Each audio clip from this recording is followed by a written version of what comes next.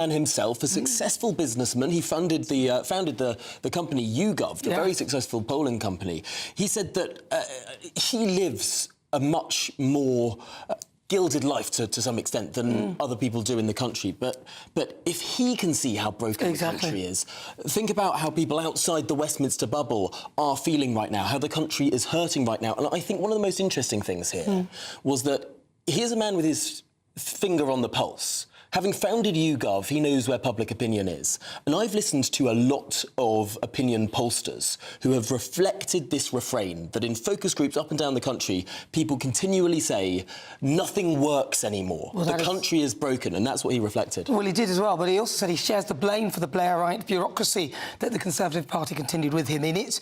He said they failed to prevent mass migration, failed to invest in the armed forces. Another lesson that he learned, he said that we should have been more forthright about what we really think. So then he said, I'm going to be forthright. And he did. He said, we have a Chancellor who does not understand economic growth, an Energy Secretary who couldn't do any worse. He was actually trying to hurt us, an Education Secretary sacrificing your children at the altar of trade unions. He said a Foreign Secretary giving away British territory, a Health Secretary ploughing head-on with puberty blockers, and with radical Islamists waiting in the wings to supplant this current Labour government. It was quite I thought, quite incredible speech. Well, let's get the analysis now of James Heal of The Spectator magazine. James, thanks indeed for joining us. This was a surprise to many in Westminster today. Yes, certainly. I think that Nadhim Zahawi is someone who hasn't kept up a big profile since leaving the political stage in July 2024, 18 months ago. As he said there, he let his Conservative Party membership lapse last month, didn't make a big song and dance about that, hasn't strung this out, and really has surprised us all today by making this announcement and giving Nigel Farage a nice, neat rabbit to pull out of the hat. It did seem that there was a bit of an attack on the fact that this is another Tory defect into reform, and that Reform UK could end up being sort of Tory light, as it were. Yeah, and I think that that's very much a concern of many people in Reform UK I speak to. It's a constant conversation, but I think there are three reasons why he was brought across. Number one was that talk there about Nick Candy and donations. Nadhim Zahawi moves in some deep-pocketed circles and will likely ensure that they have access to some very wealthy and powerful people. Number two, his own experience. You know, he was the Chancellor, but before that, of course, he was the Vaccines Minister. Reform has had some criticisms about vaccines, of course. He, I think, will have some experience, a bit of credibility with lots of serious people. And I think, third of all, just Nadhim Zahawi's own backstory. You know, I mean, I remember his launch for the Conservative leadership in 2022, and it was quite inspiring hearing about him talk about the British dream. Here was someone who didn't come to this country with much, fled the Middle East some 40 years ago, and has created this whole company for himself. So I think that both in terms of his character and his backstory, that's why they've decided to allow him to play quite a prominent role, announcing him at this big Westminster press conference. Now, of course, his former party, the Conservative Party, is pulling no punches. They put out this statement saying Reform is fast becoming the party of has-been politicians looking for their next gravy train. Their latest recruit used to say he'd be frightened to live in a country run by Nigel Farage, which shows the level of loyalty for sale. Reform want higher welfare spending and higher taxes. They're a one-man band with no plan for our country. Under Kemi Badenoch, the Conservatives are demonstrating we have the plan, the competence and the team to get Britain working again. Goodness me, political has-beens. This man was a Conservative until about 5 minutes ago. A bit of a punchy statement there from the Tories. Well, what other alternative do they have? I mean, they've got to be punchy, right? You know, this is a battle for survival. It is street-by-street warfare, the Conservatives and Reform. And I think there are lots of people who think this could be the defining year in this factor. And, of course, Nadhim Zahawi is one thing. What about more continually sitting front benches? We've already had Danny Kruger. We've already had Malcolm Offord. Will anyone else switch this year? And so I think all these different statements, they're all about projecting strength. They're all about trying to sort of take those. And I think it also reflects, Tom, the really difficult sentiments involved here. People feel this very personally. Defections is a difficult thing, and there are livelihoods and futures at stake here. Another thing he pointed out was that he said we should have nipped radical Islam in the bud when they threatened to murder an author. Obviously, he's referring to Salman Rushdie. How does this reflect on Reform that they've actually got somebody of colour? Because the other parties have been using racism and Nigel Farage, a racist policy, a racist, and they keep coming out with it as if it's the one thing they can beat Reform UK with, but now we have another person of colour joining. Yeah, absolutely, and that really does show. I mean, Nigel Farage made the point explicitly, saying, you know, the fact that Nadhim Zahawi was coming across does show that it's not this racist party. It's a useful rejoinder to them. And also, I think it does tap into something which I've seen myself at reform events, such as the one on Friday, the big London rally. You know, there are ethnic minorities, first generation or second generation, who do feel as though the kind of Britain that they came to, that they bought into, Nadhim Zahawi, they're talking about his parents being loyal monarchists. That is being lost. That is being sacrificed. And so I do think that that is something that reform will be very keen to have, because they know they need to make further progress. One potential voter bloc they might struggle with is ethnic minorities. Having someone like Nadhim Zahawi there, not just also in terms of his backstory, but also in terms of his tone. This is someone who's much more like Boris Johnson, very optimistic. And I think that is an important message to get across for them. And within that, doesn't there lie a particularly curious contradiction to some extent? Reform exists as a sort of repudiation of Boris Johnson's government over the migration, the spending and all that. And yet you look at who's joining Reform. Nadine Dorries, the biggest Boris Johnson cheerleader. Andrea Jenkins, another big Boris Johnson fan. Nadhim Zahawi, a man who Boris Johnson made Chancellor and who stuck by Boris Johnson when everyone abandoned his cabinet, when his regime, that's a bit pejorative, when his government was falling to bits. It's interesting, actually, looking at all of the defectors to Reform. I mean, all of them, to a man and a woman, seem to have been, from at least the Tory side, big Boris Johnson supporters. Yeah, totally. This is the irony, isn't it, Tom, which is that Nigel Farage sees himself as the inheritor of that 2019 Brexit coalition. And of course, if you look at the 2016, 10 years coming up, press conference when Boris Johnson drops out for being Tory leader, who's in the front row there watching in astonishment? It's Nadine Dorries, Nadhim Zahawi, and you've got Jake Berry around the back. And I think that does show that they feel like they're transferring their loyalties over. They're someone they can see. Boris Johnson doesn't have a kind of an immediate, obvious midterm future with the Conservative Party. Nigel Farage looks like a better bet, and that's why they're taking their contacts and experience over to go to help reform. So this is like a sort of redo of the 2019 election. It's like we're living in the 2017 Parliament now. Nothing's working, everything's broken, everything's... And they think, look, we messed up the first time, we won the right coalition, the right majority, but everything went wrong. They think they just want to redo, they want a do-over of the 2019 election. Yeah, if I was Nancy Sinatra and a better singer, I'd sing "You Only Live Twice." But that is very much the attitude of all these people. And Farage sees it as, getting the gang back together on terms of the voters' side, but also having a very different sense of the clique around him. He thinks he's a much stronger man than Boris Johnson in terms of actually making decisions for himself.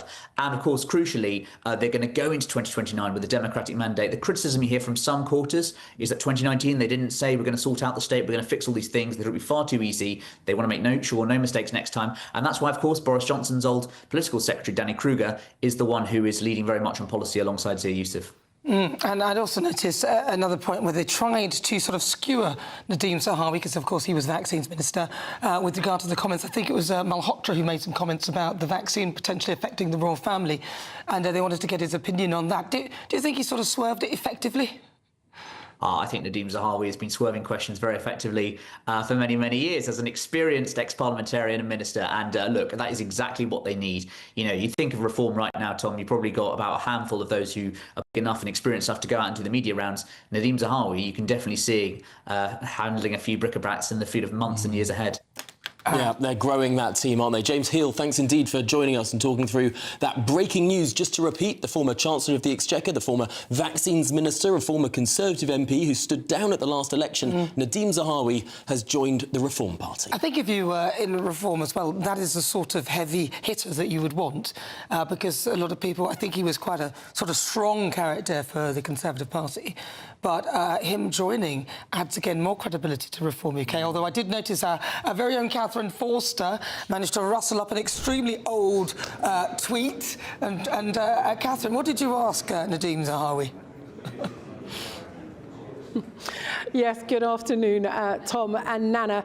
Yes, well, luckily, one of our digital team had spotted it and sent it. It was then removed, but I had screenshotted it. And what it was Nadhim Zahawi, back in 2015, put out a tweet, and he said, "I'm not British-born, Nigel Farage. I am as British as you are. Your comments are offensive and racist. I would be frightened to live in a country run by you." Now, I put that to him and I asked why the change of heart. Let's look at what was said in response.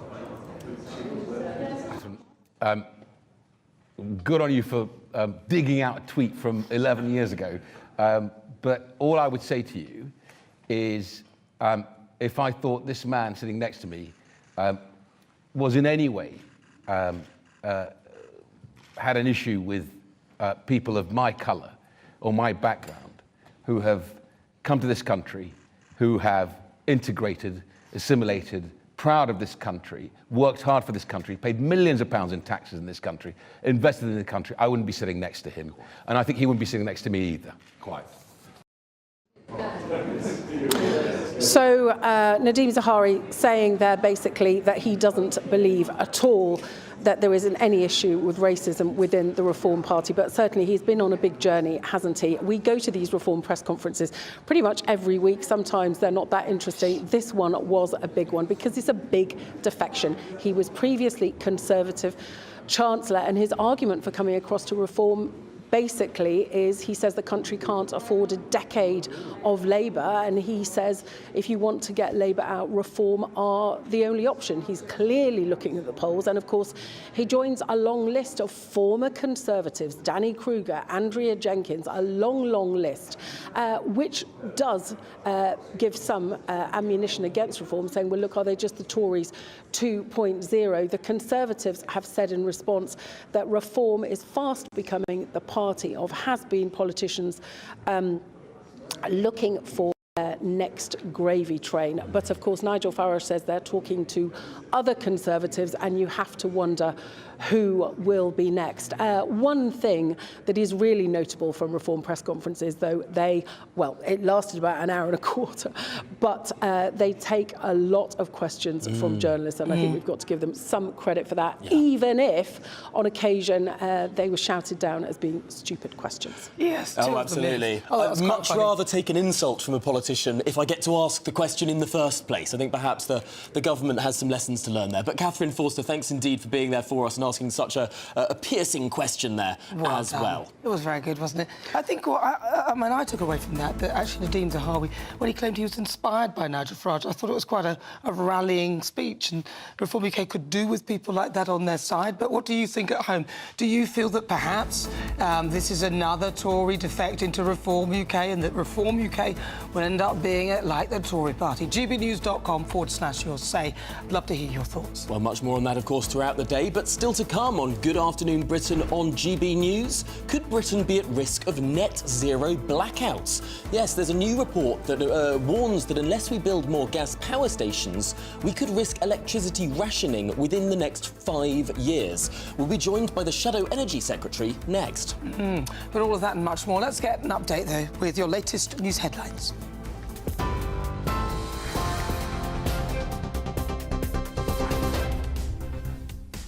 Very good afternoon to you. Away from that breaking news on Nadhim Zahawi's defection, the other stories making the news this hour. The death toll in Iran is surging as the regime cracks down on protests now aimed directly at the supreme leader. At least 544 people have been killed and more than 10,000 arrested. In Washington, Donald Trump says Tehran wants to negotiate, but he hasn't ruled out military action. We're watching it very closely. If they start killing people like they have in the past, I think they're going to get hit very hard by the United States. Here, the government is backing the protesters, and MPs are now pushing to ban Iran's Revolutionary Guard. Tens of thousands of homes across Sussex and Kent still have no running water after Storm Goretti and a power failure forced a major incident. Schools, libraries and parts of a hospital have had to close. In London, the murder rate is now at its lowest in more than a decade, with 97 homicides last year. That's fewer than New York, Berlin or Milan. The Met boss, Mark Rowley, says targeted policing is shattering fewer families, though critics say Londoners don't feel safer. A simple, low-cost eye gel has restored sight to patients with a rare form of blindness, helping 7 out of 8 people see again after their eyes collapsed. One patient says she's now so close to being able to drive again. And Timothée Chalamet beat Leonardo DiCaprio and George Clooney to win Best Actor at the Golden Globes, but DiCaprio's one battle after another did manage to clean up with 4 awards. Meanwhile, Jessie Buckley took Best Drama Actress for Hamnet as the Oscars race heats up. Those are the headlines. I'll be back with your lunchtime news at 1. Tune in to GB News Radio wherever you are. Online, on DAB digital radio, on TuneIn, on Radio Player, on Nation Player and on your smart speaker. Just say, play GB News.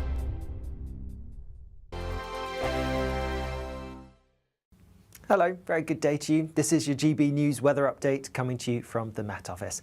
There will be a bit of sunshine around today, but also a little bit of rain as well and some strong winds, particularly towards the north. I think the bigger talking point is how much milder it is compared to some recent days. There's low pressure towards the far north of the UK, and it's this that's driving those strong gusty winds, gales, maybe even a bit stronger than that across some parts of northern Scotland in particular. And there are also some outbreaks of rain around. Some of them could be a bit heavy, some pushing across parts of northern England, some into western parts of Northern Ireland, some showery bursts in other places as well. But like I said, it is markedly milder than it has been of late. Temperatures widely getting into double figures across southern areas and even towards the north. We're looking at high single digits for most. Then, as we go into this evening and overnight, sticking with the strong winds across the very far north of Scotland, the rain just about fringing into parts of Orkney and Shetland, but actually across many northern parts of Scotland, a dry start tonight with some clear skies. Further south, across central southern parts of Scotland and Northern Ireland, quite cloudy, quite wet. Meanwhile, across the rest of England and Wales, a few outbreaks of rain possible, but actually most places ending the day largely dry with some clear skies. Where we then have clear skies overnight, we are going to see perhaps some mist, maybe some low cloud developing here and there across some central southern parts of England and across northern parts of Scotland. Here, with clear skies, we're going to see temperatures dropping. Could be some fog, but also some frost and some icy patches to watch out for. In between, across parts of Northern Ireland, parts of northern England, southern Scotland, it's cloudier and there will be some rain pushing through. And that takes us into a pretty damp start as we go through tomorrow. A front will be making its way southeastwards as we go through the day. And as well as that, we have a wavy feature that's coming in across some southern southeastern parts, bringing some heavy bursts of rain as well. With the cloud and rain towards the south staying relatively mild here, but further north, temperatures down a couple of degrees on today. Thank you for making us Britain's #1 news channel. Together, we have built something truly extraordinary.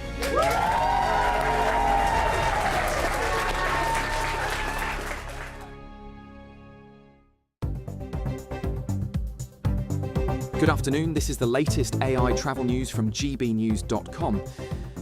On the A720 in Edinburgh, traffic is restricted eastbound between Lothian-Burn and Strayton after a broken down vehicle. In Staffordshire, the M6 southbound between Junction 15 and Junction 14 has a road traffic collision with 2 of 4 lanes closed. In Hampshire, the M3 eastbound between Junction 11 and Junction 9 is running with a broken down vehicle and 1 of 3 lanes shut. And on the trains, Gatwick Express services are disrupted at Redhill, and Great Northern is disrupted between Moorgate and Finsbury Park. For more travel news, go to gbnews.com.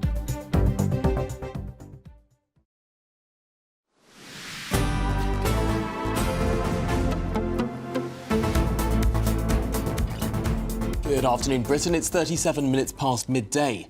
Now, in a stark warning about Britain's energy future, a new report says we could face electricity rationing before the next general election. This is our ageing gas power stations near the end of their lives. Now, with demand rising and backups closing, ministers are under pressure.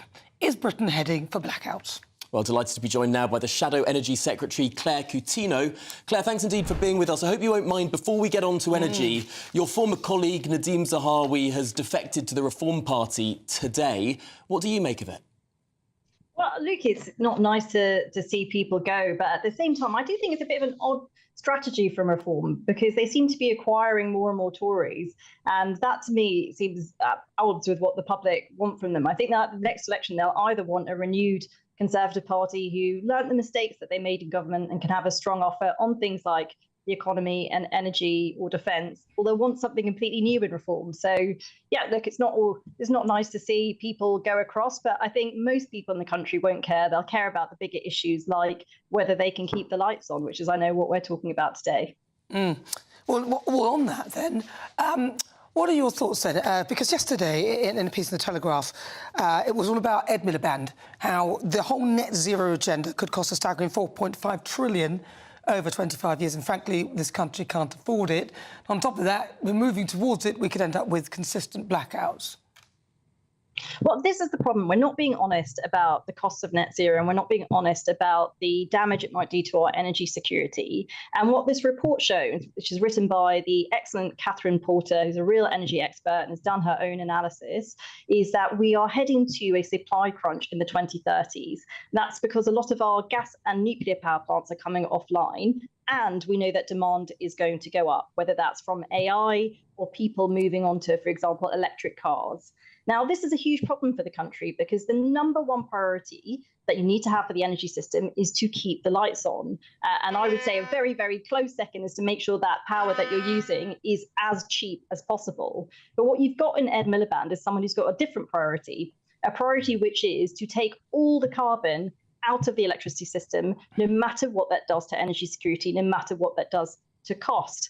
And the crunch that Catherine Porter has talked about in her report is very significant. It's a huge amount, about 17 gigawatts of firm power. That's your nuclear gas, which is coming offline. And to give you a sense of the scale, our peak demand is around 50 gigawatts a day. So that's an enormous amount which is coming off. So that's about a third that we're going to lose in that sort of, for want of a better word, baseload capacity. Meanwhile, about a third extra demand coming because we're electrifying cars and lots of other things, and as you mentioned, AI. So if we're producing a third less stable power, but demanding a third more stable power, I'm sensing, I know that we hate using the word black hole here when it comes to this government, but I'm sensing an energy black hole here. Ed Miliband thinks that he can fix it with intermittent energy and batteries. No. Is that a credible solution? Well, this is what you're moving from. You're moving from a system with gas power, for example. You can turn it on when you need to use it. So if there's a cold day and everyone wants to put their heating on, you turn up the gas. Now, that's just not the same with wind and solar. You can't decide when the wind blows. You can't decide when the sun shines. Today, I think we've got about 40% of our power coming from wind and solar. But 3 days ago, it was 16%. Now, as everyone can remember, it was very cold a few days ago. We didn't control that. So what is really important for energy security is to have something that you can turn up and down as and when you need it. And that is what he's not focusing on. So, very briefly then, what would the Tory party do then to fix this? Because, of course, it was your government that came up with the net zero 2050 target under Theresa May. And would you continue with net zero? Would you scrap it? Would you modify it? So we've said that we would scrap the target. We would undo the Climate Change Act, which is pushing us, as I said, to decarbonise the electricity system over and above these very real priorities that we need to focus on, keeping the lights on and keeping the cost down. But when I was Energy Secretary 2 years ago, I did actually make a speech and I commissioned work on the need for more gas power plants. And in fact, I was told not to do that by government. I had a big battle with the civil service to make sure that I could do that because we need to keep the lights on, and that's what we need to focus on. So yes, we would build more gas power, we would build more nuclear, and we would have a focus on what I think is the priority for the energy needs of the country, which is energy security, keeping the lights on, making sure we have the power we need for growth and keeping bills low. It's a really important mission. I mean, blackouts, we talk about it sort of as a sort of, oh no, the lights will go off. But I mean, this is people's lives. You don't go to Africa, it happens all the time. This is hospitals. This is people being able to get to and from places. I mean, it's really, really serious. And very quickly, would you frack? Everyone's talking about fracking. Would you frack? So the first priority has got to be the North Sea. We're losing. One of the reasons we've got so much gas imports coming to this country, up 42% year on year, is because Ed Miliband is shutting down the North Sea. That is power that is already there, gas that we could be getting out of the system. So that's my number one priority, is to make sure that we can get that out of the North Sea. And I'm very, very worried about its future. We're losing 1,000 jobs a month because of Ed's plans. He's taxing the North Sea into oblivion, and it is incredibly damaging for the country. So that's my number one priority when it comes to how much gas we could produce in this country. OK, Claire Coutinho, Shadow Energy Secretary, thanks indeed for joining us here on GB News. Right now, a spokesperson for the Department of Energy Security and Net Zero said that the national energy system operator has been clear. The faster we decarbonise, the more secure we are. Gas will continue to be play a key role in our energy system as we transition to clean, more secure homegrown energy. They continue. That's why we're also delivering the biggest upgrade to Britain's energy network in decades to deliver clean power by 2030 and beyond. Right, well, shall we go live now to Downing Street, where our political editor, Christopher Hope, has just left a briefing with the Prime Minister's spokesman. Christopher Hope, what were they talking about? Presumably, was there any mention of the defection, or did they just ignore it?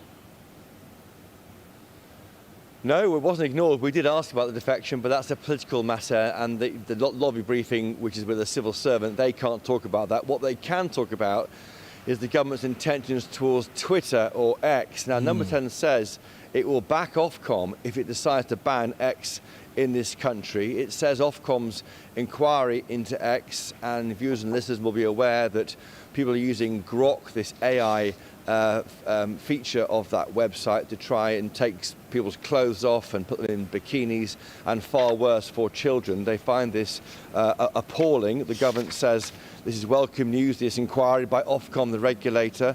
It's got its full support for any action it sees fit. It says the content created by Grok, this feature on X, is utterly vile, unlawful, and damages lives. Now, how that would work is, were it to be a ban, Ofcom has a backstop power to apply to courts to ban it. If that's deemed necessary, Number 10 says, they will have our full support. They say this is not at odds with its commitment to freedom of speech. They say that commitment to freedom of speech is crystal clear, but they're very proud of it, the government says. We've had it for a very long time, and they're committed to upholding that right, but it won't tolerate sexualised images on X. It says that X must act swiftly and to remove, they say that unlawful content, including these sexualised images of children, have been created using this Grok platform. The issue is really, it seems, with children and young women. They say it's wrong, unlawful, and they won't tolerate it. And just finally on X, the government is now considering pulling out of X. That is kept under review, they say, all options on the table. And just briefly, on other areas, of course, on Iran, the government says it utterly condemns violence against protesters there. They urge Iran to protect the fundamental rights of people living there. They are monitoring developments, they say. They have long criticised its authoritarian regime, and they condemn the violence against protesters. They won't comment on number of deaths that may have happened to protesters there from the Iranian regime. They won't comment on whether they would support US action against Iran, or whether it would be a good thing if the Iranian regime falls. And just very finally, on this issue of a Farage clause in the Brexit talks, we're told by Number 10 that no such clause has been agreed. It's pure speculation. However, they say that termination clauses are standard practice in negotiating treaties, but the accusation from Reform that is not democratic is wrong. So while there's no specific Farage clause to say that if Farage becomes Prime Minister, the deals with the EU fall away, that there are termination clauses which could, frankly, sound like the same thing. Yeah, well, it was. I mean, it was some EU diplomats who sort of termed the termination clause the Farage clause, so that's why. Well, Chopper, thanks indeed for being... astonishing news there, that the government would back banning one of the most popular social media networks in the country, if Ofcom say so. Christopher Hope, live from Downing Street. What astonishing news. Thank you very much indeed. Yeah, why would they ban the platform? Why can't they ban the feature, which is what others have done? But if you just joined us, welcome. This is Good Afternoon Britain on GB News. Lots more coming up on today's show. Yes, farmers are protesting food retailers today, including blocking Tesco depots in Peterborough, accusing retailers of squeezing producers. We'll be speaking to one of those farmers protesting next. But first, if you're in search of some holiday sun across Europe, here's the forecast.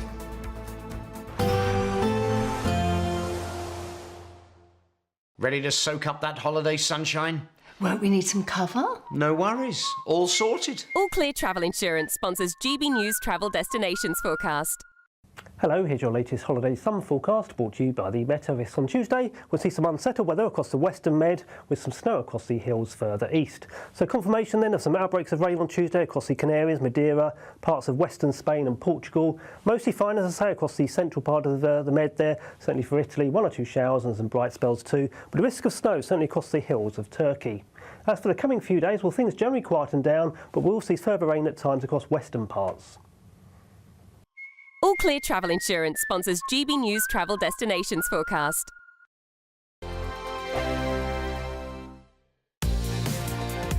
Mornings don't have to be tiresome, especially if you have the right company.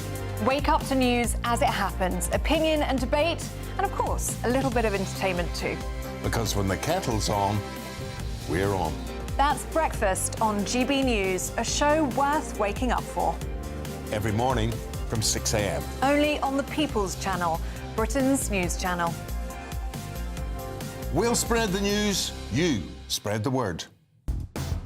Do you trust what you're being told? Good, because neither do I. Those are just facts. I'm Alex Armstrong, and on my show, we'll expose the spin. Well, I want to answer that, because you didn't let me last time, because you always speak over me. The broken promises. To deny that is denying the truth. And the hypocrisy. Needs to stop. You think we can allow? Politics, policy, parliament. Nothing is off limits. No sugarcoating, no fear of offence, just the truth laid bare. Tune in every Saturday and Sunday at 9 p.m. for Alex Armstrong Tonight, only on GB News, Britain's news channel. Decisions made in Washington aren't just shaping America, they're shaping Britain too. From migration to global security, from crime to health. Whatever happens in the White House today will be felt in your town or city tomorrow. That's why The Late Show is live from Washington, D.C. Cutting through the politics to show you what it all means for Britain. The Late Show live every night at midnight. Only on GB News, Britain's news channel. No matter the state it's in, this is our nation. Join me, Jacob Rees-Mogg, for a genuine, honest discussion on where we have been, where we are going, and where we are with the people who set the direction. Tune in to State of the Nation every Monday to Thursday, 8 to 9 o'clock. Only on GB News. Exciting news. Every Friday, my Patrick Christie's Tonight Show is going to have a twist to it. We're welcoming some special guests. You. That's right, on Fridays I'm going to be doing my show in front of a live studio audience, because this show is about you and what you have to say. It's going to be the same big debates, same big topics, same big opinions, but every Friday night at 9 p.m. you are invited to come on down to Patrick Christie's Tonight to be a part of the action. Only on GB News, the People's Channel, Britain's news channel. Hi, I'm Michelle Dewberry, and my show is your opportunity to cut through all the noise and dive in headfirst to some robust debates. Ideas clash. Situation, isn't it? Because the failure is you're deliberately avoiding my point. Nothing's held back. And if you think this is the end of it, wait for more. And we do not shy away from the difficult stuff. Sometimes I want to shake people and say, if only you understood. So join me on Jubes & Co. weeknights at 6 p.m. only on GB News, Britain's news channel.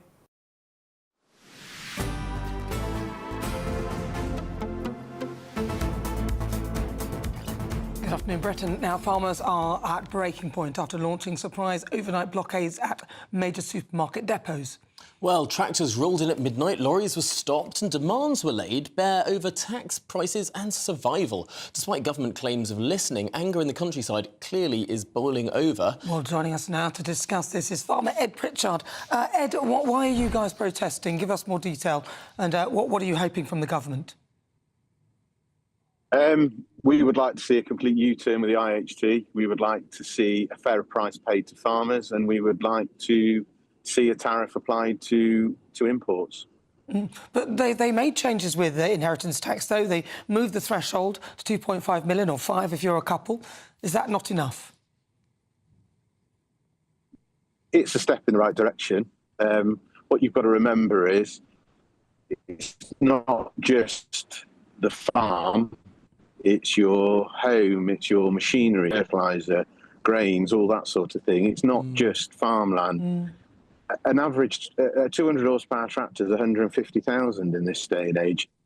A ton of fertiliser is over £400 a tonne. You don't need a lot of that to get up to £1 million. Plus you land on top in your house, which happens to be your family home. You can soon get to £2.5 million. What do you do if you're the poor soul that's a single person or widowed or whatever it may be, and you have only got 2.5 million? And Ed, there is huge sympathy for farmers on that question, because no one wants the government to take things away from you. However, it's a very different prospect. You're asking for tariffs, taxes to be placed on the food that we import. I mean, isn't that just sort of not in the same vein? I mean, absolutely, let's get the government off your back, but why then do you want our food to be more expensive? I don't want our food to be any more expensive. What I want is a fairer price for the farmer. The farmer isn't getting a lot for the produce. The customer in the supermarket is paying a lot, but it's the supermarkets, it's the middlemen who are taking all the profit. We aren't getting any more than the cost of production at the end of the day. if we're lucky. What if we were to have a tariff in place that would make our produce more of a saleable item? Our government feels it's necessary to make us, as the British agricultural industry, produce our produce to an incredibly high standard. The tariff product more expensive, though. Correct, and it would make our item more saleable. Okay. All right, Ed, we're struggling with your line a bit, so we'll have to leave it there. But stay with us, lots more to come on today's show. Do not go anywhere. Let's get some weather.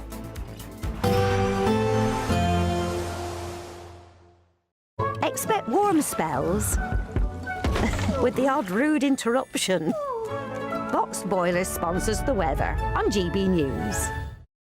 Hello again, this is your GB News weather update from the Met Office. Through much of this week, whilst it is going to be markedly milder than last week, there will be some unsettled weather around, some heavy rain and even some strong winds. Currently we have low pressure to the north of the UK, and this is doing two things. It's driving some strong winds across northern parts. It's also dragging in our air from the southwest, which is why those temperatures are up compared to recent days. As we go overnight, much of England and Wales largely dry, some clear spells allowing for a bit of mist, maybe some low cloud to develop later on in the night. A bit of rain across parts of Northern Ireland, Northern England and southern Scotland, then across northern parts of Scotland, while clearer skies allowing temperatures to drop here. So some frost, some icy patches to watch out for as well first thing tomorrow morning. As we go through tomorrow then, yes, a cold, frosty, icy start across parts of northern Scotland could cause some travel disruption. There is a warning out, as there are likely to be some delays. Also across western parts, a few showers starting to push their way in. Across Northern Ireland, southern Scotland, quite cloudy, quite damp outbreaks of rain, similar across parts of northern northwestern England, even the far northwest of Wales. That's because there is a front that's edging its way in.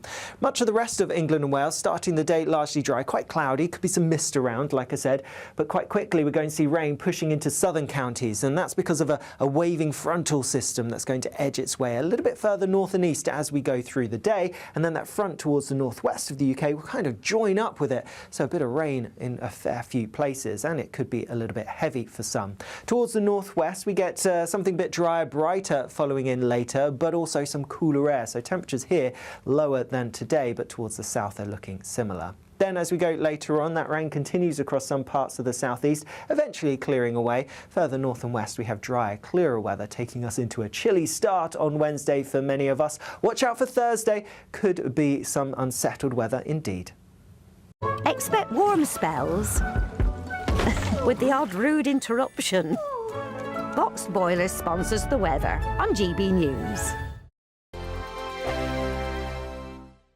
There's just 3 weeks left to grab your chance to win our biggest cash prize to date. An incredible £85,000 in tax-free cash could be yours. Cash to make 2026 the year of yes. That's yes to holidays, yes to treats, yes to making all of those dreams come true this year. Just make sure you don't miss out. For another chance to win £85,000 cash, text cash to 63225. One entry costs £2.50 plus one standard network rate message, or text bonus to 63225. 5 entries cost £5 plus one standard network rate message. Go to gbnews.com/win. Entries start at £2.50. Call 0903 686 3232. Calls cost £2.50 plus your network access charge, or post your name and number to GB18 PO Box 8690 Derby DE1 9TT. UK only. Entrants must be 18 or over. Lines close at 4 p.m. on the 30th of January. Please check the closing time if listening or watching on demand. Good luck.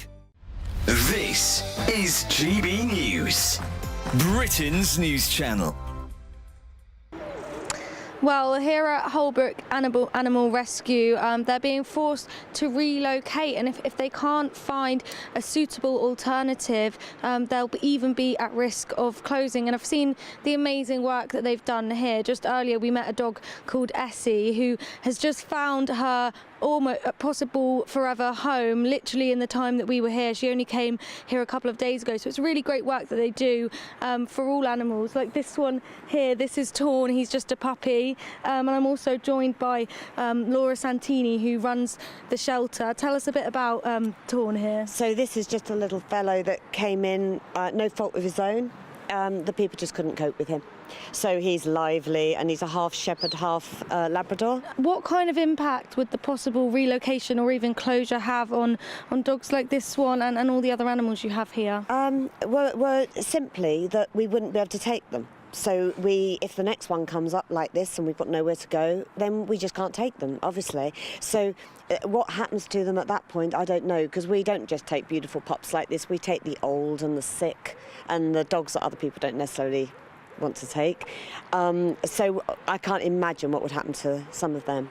So I don't know. It's sad. It's just a sad situation. And you've had quite a lot of support from the community here in trying to relocate. What's been there for you in terms of support? They're absolutely incredible. They've sent 1,000 letters into the council to try and support us and help us and let everyone see the light that, you know, you do actually need animal sanctuaries around. You can't shut them all down. We're always getting phone calls saying how much people like what we do and hope we get our plan in appeal when it goes through and things like that. GB News, the People's Channel.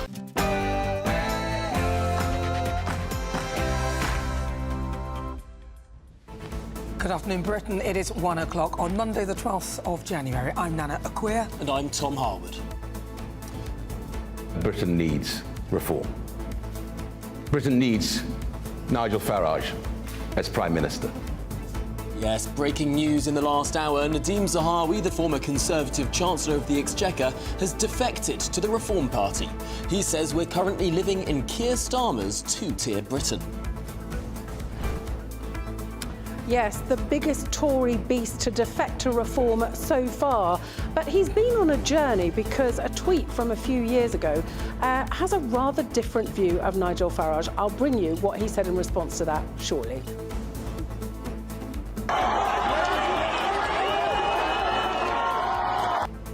As Donald Trump considers very strong options for American involvement in Iran, the Islamic Republic warns any attack will wreak retaliation after more than 500 protesters are now reported dead as unrest in Iran spirals. One of those killed includes a 23-year-old student anti-regime protester who was shot in the back of the head and buried by the roadside. The Metropolitan Police are boasting of London's lowest murder rate in a decade, despite 97 people being killed in 2025. Now that's as it revealed that 2 sex offenders and 300 with criminal records are still on the Met's payroll. The most vigorous, most serious you could possibly be on these issues. That data is a moment in time. Elsewhere, the government has sensationally said it will back Ofcom if the regulator bans Elon Musk's X. This after an investigation is launched over the use of the Grok AI tool to manipulate images of women, including digitally removing their clothing. The tech secretary, Liz Kendall, has threatened to back banning the platform. Of course, if it all decided by Ofcom. Former British military chiefs have issued a last-ditch plea as Chagosians hope Parliament will block Starmer's Chagos surrender. The House of Lords votes again today. And do you want to live forever? I certainly do. Well, an obsession with extending life is increasingly being treated as a disorder, oh dear, with therapists seeing growing demand for help across a wider range of people.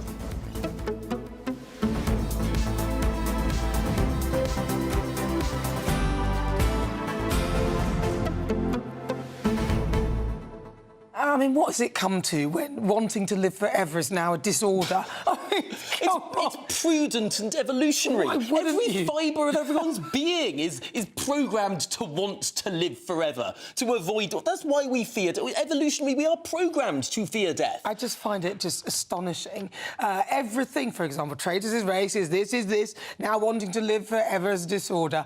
I mean, look, one thing I would say that having, you know, if you wanted to die, you wanted to, exterminate yourself, then that I would say is a disorder. Right. Wanting to live forever, I would say is a natural human instinct, a natural instinct for all species. And in fact, viruses, bacteria, all these things are created to perpetuate and perpetuate themselves. Right. That is what life and evolution is about. It's the very definition of life. And I think that there's something slightly perturbing about this idea that we must always think that our expiry date is set in stone. I mean, if we go back centuries past, we'd have a much earlier expiry date. People now age in a slower way. I mean, they all say, what is it, 60's the new 50 or whatever, 50's the new 40. I mean, we keep on living longer, healthier lives. Frankly, I think a lot more money should be spent in seeing how we can slow down or even reverse ageing. I know a lot of tech billionaires are looking into this now. Well, this is the problem. This is what this is about. People, it was usually the preserve of this uber wealthy who wanted to try out this and do that and try and live forever. And it is a fact that the more money you have, the more likely you are to live for longer. So, hey, I'm all for it. If there was a pill that you could take that you could live forever, would you take it? Yes, on the proviso that it wouldn't be living forever in a progressively ageing state. That it would be living forever in a sort of... I'd happily put a portrait in my attic. I think that would be absolutely fine. You need to watch the film Death Becomes Her. Have you seen that one? Oh, yes. There's a musical. Is there? Yes. It's only in America right now, but no, splendiferous. All right, send us your thoughts, your comments at gbnews.com/your say, or as you know, you can scan the QR code. But first, your latest news headlines with Sam Francis.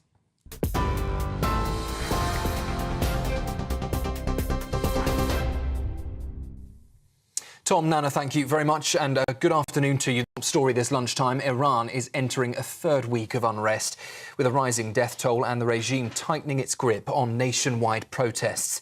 Human rights groups say at least 544 people have been killed and more than 10,000 arrested. That's as protests harden into what is now open defiance of the supreme leader.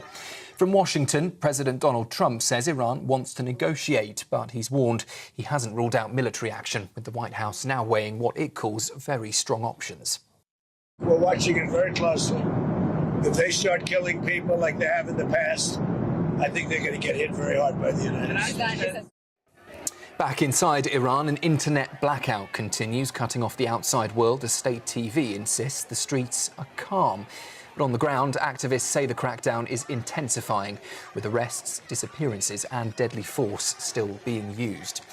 Well, back here in London, protesters were outside Iran's embassy again over the weekend, even tearing down an Iranian flag for the second day running. That's as pressure grows on Sir Keir Starmer to ban Iran's Revolutionary Guard. Met Police Commissioner Sir Mark Rowley spoke to us earlier, and he says the situation has left police force caught in the middle. We're the people on the street dealing with tension and trying to manage that tension and deal with illegal behaviour.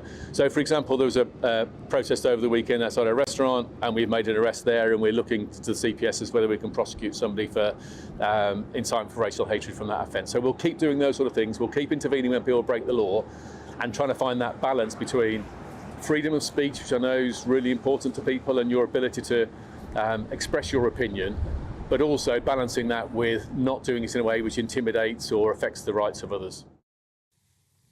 Former Conservative Chancellor Nadhim Zahawi has defected to Reform UK, declaring Britain, he says, is drinking at the last chance saloon. Standing alongside Nigel Farage in London today, Mr Zahawi said the country really does need Nigel Farage as Prime Minister to pull it back from what he called a dark and dangerous chapter.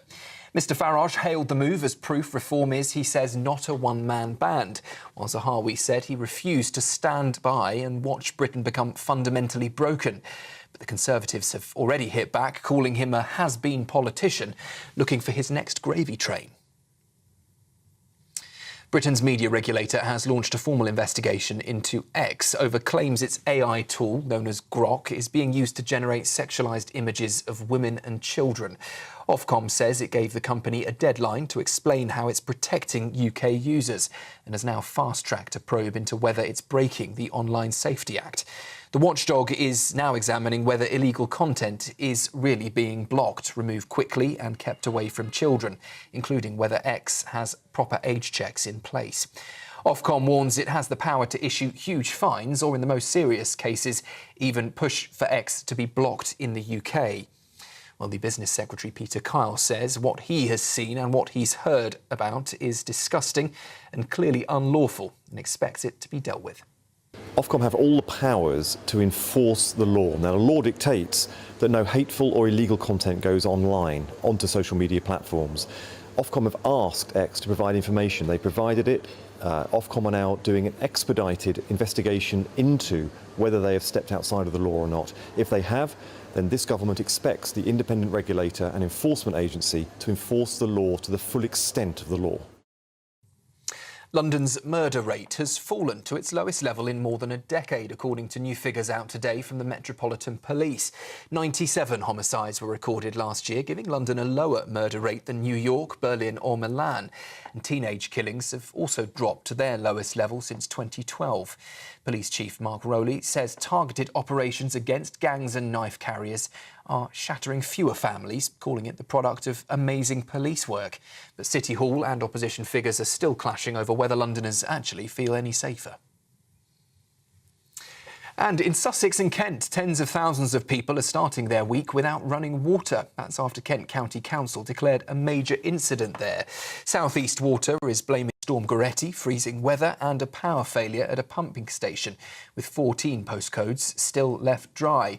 Schools, libraries and even parts of the local hospital have been forced to shut, with bottled water being handed out and tankers sent in to keep essential services running. Those are your lunchtime headlines. I'll be back with you shortly. Now, though, it's back to Tom and Nana. For all the latest from GB News whilst you're on the go, get the GB News app. Scan the QR code now to download or visit gbnews.com/app.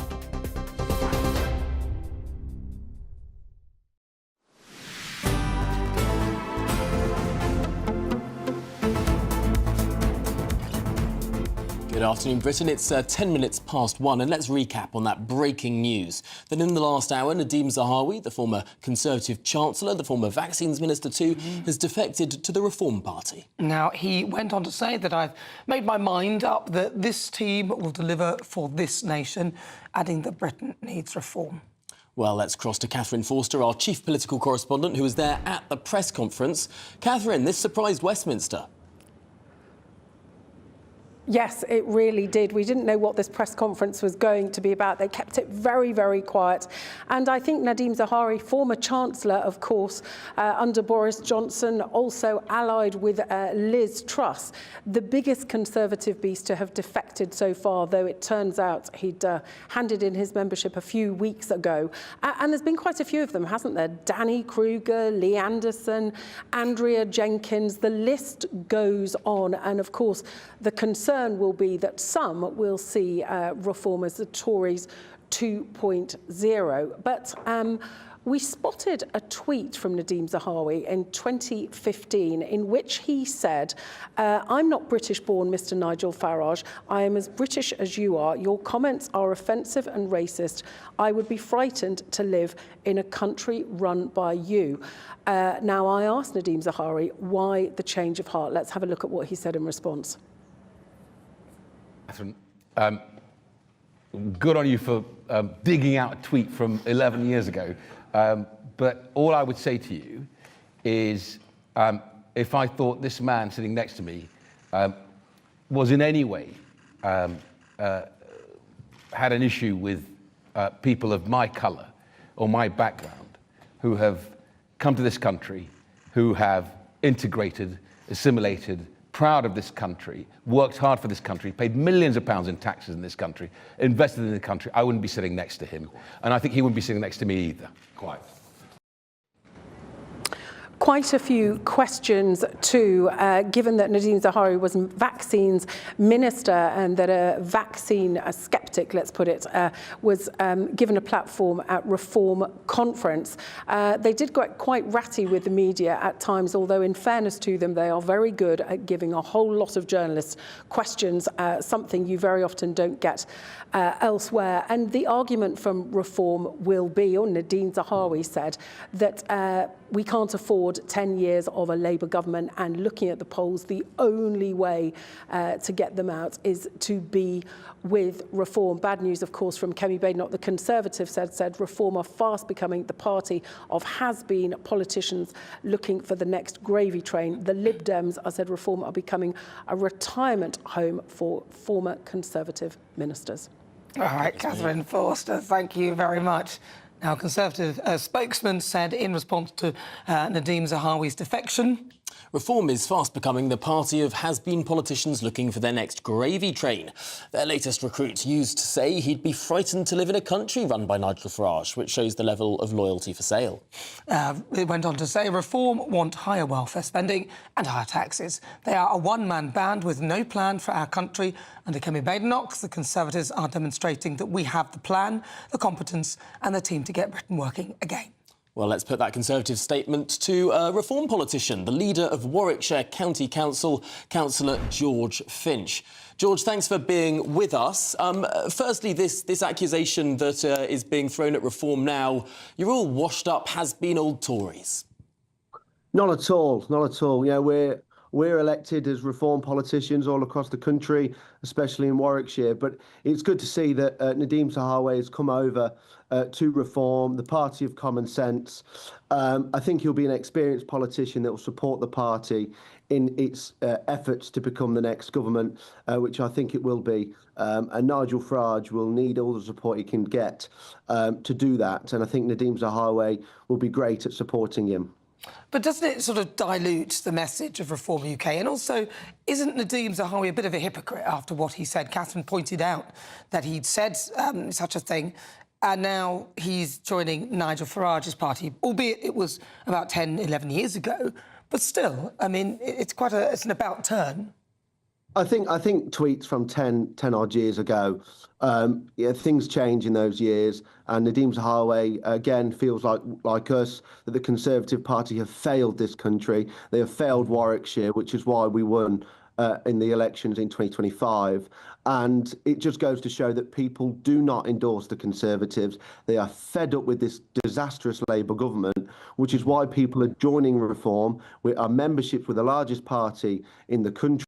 We're winning council elections all the time, and just wait till 2026 and then 29 at the next general election, or if there's one earlier. So I'm really happy that he did come over and defected to Reform. It's just another person that can support us in our journey to become the next party of government.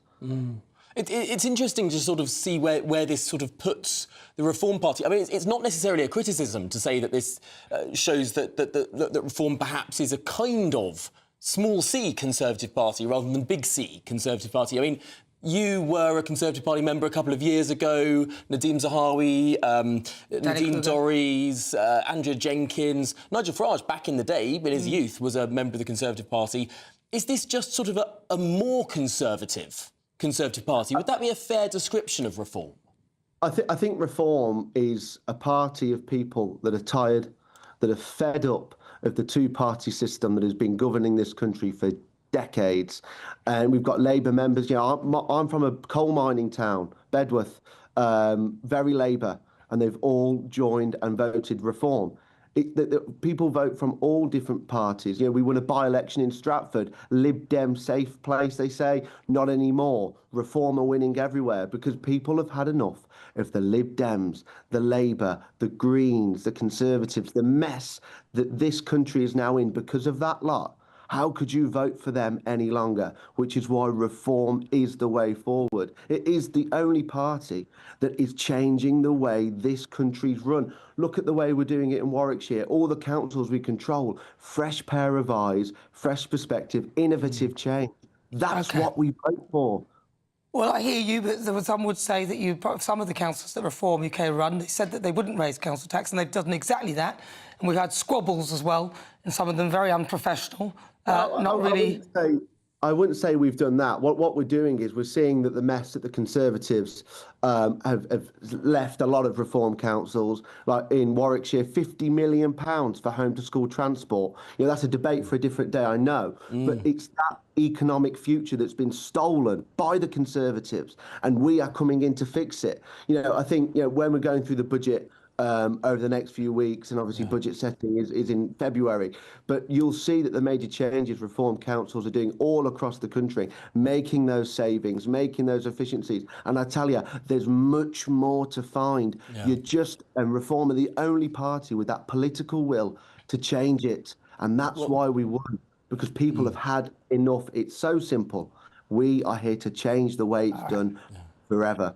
Well, George, we're going to have to get you back on the home to school transport stuff, because I know you've made some bold political statements on that, and it is quite refreshing to hear, I have to say. But, George, thanks indeed for joining us and talking through this latest political defence. All right, well, it's just coming up to 19 minutes after 1 o'clock. This is GB News. Good afternoon, Britain. Now, 500 people are dead after protests in Iran over the weekend escalated. Tehran is warning Washington that it will retaliate against any attacks. We're watching it very closely. If they start killing people like they have in the past, I think they're going to get hit very hard by the United States. Now, President Trump says Iranian leaders have contacted the United States to negotiate as he considers taking military action. Meanwhile, the United States joins calls for Downing Street to proscribe Iran's Islamic Revolutionary Guard Corps. Right, well, we're joined now by Daily Mail special correspondent and author of Nuclear Iran, David Pachakakos. David, thank you so much for joining us. Now, you wrote about nuclear Iran, and a lot of people would say that your book has produced one of the most sort of comprehensive examinations of Iran's nuclear programme. So talk to us about what is going on really in Iran, and also why this... is there some sort of correspondence with this nuclear programme as well? Well, look, I mean, what I write about generally is Iran, and the nuclear program was in many ways a history of modern Iran. Look, what's going on is really simple, and I really want to stress this point. It's completely simple, regardless of what the left will tell you, regardless of what Jeremy Corbyn will say or not say. By the way, I saw you talking earlier about living forever. If you want to have the experience of endless, tedious life, go on Jeremy Corbyn's Twitter feed or listen to one of his speeches. It's there, right there. It's interminable. Look, what we have in Iran is a situation of utter moral clarity. On the one side, a brutal and barbaric regime that was run by geriatric clerics and adolescent gunmen, and on the other, a people who want to be free. It's really that simple. Everything else is just noise. International politics can be very complicated sometimes. This isn't. It's very simple. What has happened is that the Iranian people are sick and tired of brutality, sick and tired of sadism, and sick and tired of economic incompetence, and they want to be free. When you would look, guys, at previous rounds of protest, they would be about issues. They talk about, you know, the veil, women, life, freedom. In 2009, they wanted electoral reform. It's not about reform anymore. They want this regime gone. And it's incumbent upon us to do everything that we can morally, logistically, politically, diplomatically, and practically to help them in this endeavour. The regime has now cut off comms. It's throttling the communications in Iran. I was in contact with people in Iran and everything went dead the day before yesterday. And we know why they're doing this. They do this for one reason, so they can kill people unseen and bury the bodies unseen. Now, one of the big issues about all of this is that, like any protest movement, it's very amorphous. Clearly, people are sick of particularly the economic situation in Iran, but also some people are more concerned about social freedoms. There's lots of different groups there out on the streets, clearly all united in their opposition against the Shah, and against the Ayatollah, and yet some of them support the return of the Shah. Some of them support sort of leftist groups. Some of them support a different form of democratic opposition. There's no one clear opposition leadership. Is this going to be a stumbling block? Now, this is a very, very fair and very, very astute point, and it's one that I talk about again and again and again. Now, in 1979, this government is a revolutionary government, don't forget. It came to power in 79, and its leader was the Ayatollah Khomeini. Not Khamenei, sounds the same, but his predecessor. And you're absolutely right, because here's the thing. The Shah fell, and immediately Khomeini was there to step into the void. Now, in 2011, during the Arab Spring, we saw the protesters succeed. Mubarak fell. He resigned. But there was no opposition leadership. It was amorphous. And a void was created, and into that stepped the loathsome Muslim Brotherhood. And now you have Sisi, who is an autocrat worse than Mubarak. You are absolutely right. What is interesting to me is, you know, I've been looking at Iran for a long time, you know, there was never really any support for the Shah's son. Now you're seeing his name chanted, I think, as a unifying figure. This is a man who's lived out of Iran since the revolution, 47 years. I don't think he can ever be realistically seen as a ruler of Iran, a leader. But David, some chance for Pahlavi. He's close to the Americans, but more controversially in Iran, he's close to the Israelis. He's a friend of Benjamin Netanyahu. Does that make him an implausible figure? Look, listen to what they're saying on the streets. They're chanting his name. And they weren't doing this 5 years ago, 10 years ago, even 3 or 4 years ago. It's because it's not about reform anymore. Is he the perfect leader? Look, regardless of who he's close to, he hasn't lived in Iran for 47 years. Obviously not. But he is something that they can point to. Look, I was always skeptical about him. And there are a lot of people say now, you see how popular he is? Well, hold on a minute. It's not that he was suddenly, we've discovered he was suddenly popular all of these years. No. But as the people of Iran have decided this regime is not reformable and they just want it gone, they are turning to him at least as some kind of, even a symbol. And that's important. We're seeing the chants of him across Iran. It's not isolated chanting. Now, does it mean that he is the perfect guy? Does it mean he's going to take Iran forward? No, but right now he is a symptom of one thing. They want this regime gone and they want something new and better in its place. And let me tell you, that would be good for the Iranian people, it would be good for the Middle East, and it would be good for the world as a whole. All right, David, thank you very much. David Patrick Chagos, who wrote the book Nuclear Iran. Thank you so much.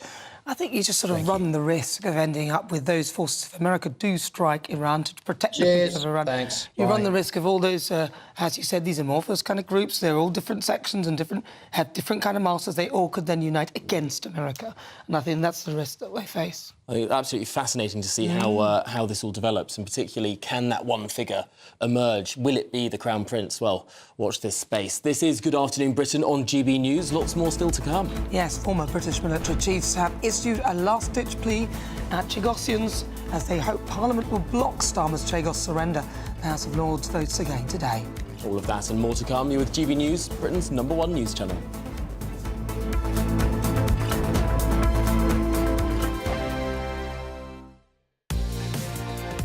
Mornings don't have to be tiresome, especially if you have the right company. Wake up to news as it happens, opinion and debate, and of course, a little bit of entertainment too. Because when the kettle's on, we're on. That's Breakfast on GB News, a show worth waking up for. Every morning from 6 a.m. Only on the People's Channel, Britain's news channel. We'll spread the news, you spread the word. From the school run to the home run, watch a new show for all of Britain. He can say whatever he wants. A straight-talking show where all voices are heard. And, you know, when are we going to stop talking about smashing the gangs and actually do it? With the stories that matter from every part of our country. There's a bit of a crash landing there for your Chancellor. Bold, fearless and standing up for you. That's me, Martin Daubney, 3 p.m. till 6 p.m, weekdays, here only on GB News. The People's Channel, Britain's news channel. Britain was once the envy of the world. But look around. A nation that no longer knows what it is or where it's going. A country that's broken. How do we fix Britain? How do we bring it back? Friday night with Matt Goodwin at 8 p.m, only on GB News. Decisions made in Washington aren't just shaping America, they're shaping Britain too. From migration to global security, from crime to health. Whatever happens in the White House today will be felt in your town or city tomorrow. That's why The Late Show is live from Washington, D.C. Cutting through the politics to show you what it all means for Britain. The Late Show live every night at midnight. Only on GB News, Britain's news channel. No matter the state it's in, this is our nation. Join me, Jacob Rees-Mogg, for a genuine, honest discussion on where we have been, where we are going, and where we are with the people who set the direction. Tune in to State of the Nation every Monday to Thursday, 8 to 9 o'clock.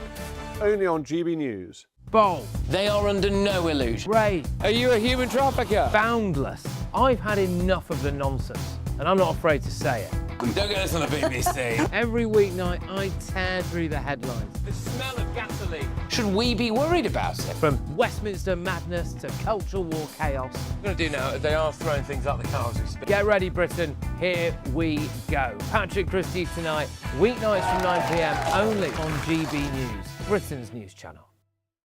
At GB News, we love to hear from you, our loyal community. So drop us a line at gbnews.com/yoursay. There you can talk to each other and also to the presenters live on air. gbnews.com/yoursay, because GB News is your channel, Britain's news channel.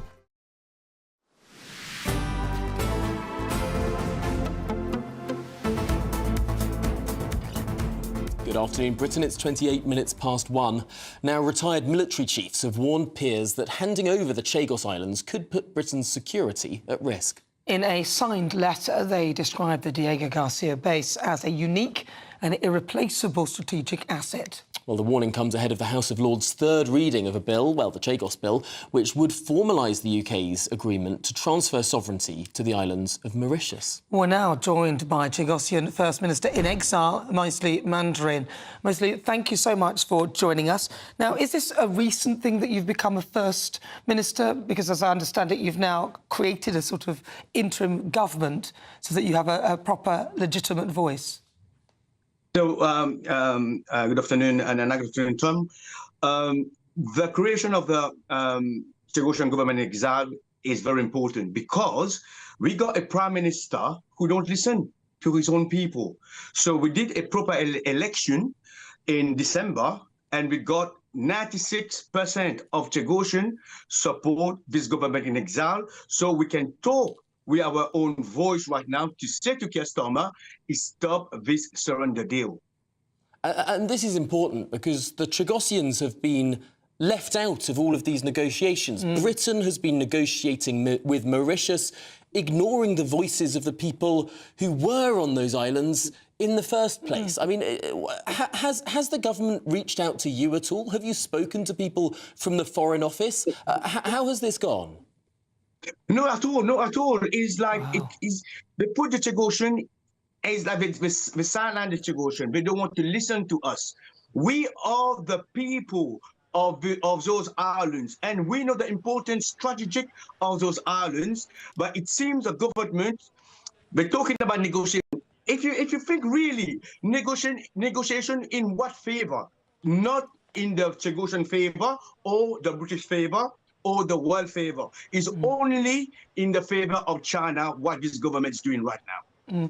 And it seems quite ironic, really, that the Prime Minister Sir Keir Starmer has spoken about self-determination for the people of Greenland, but he's not really bothered about the British territory. What is the strategic importance of Chagos? Chagos is right in the middle of the Indian Ocean, right now in the climate where when you just recently see in Iran what's happening. So we can't afford to lose a strategic base like this because it's so close to China, same time to India, same time to Middle East.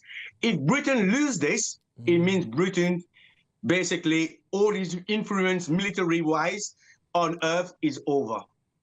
Is there a difficulty here, however, in that obviously there is a great grievance within the Chagosian community that the Chagosians were removed from the Chagos Islands for the construction of that military base that now everyone says is very important, but without it, you and your people would still be on those islands. Is there not a tension there? No, we do understand the strategic importance of our homeland.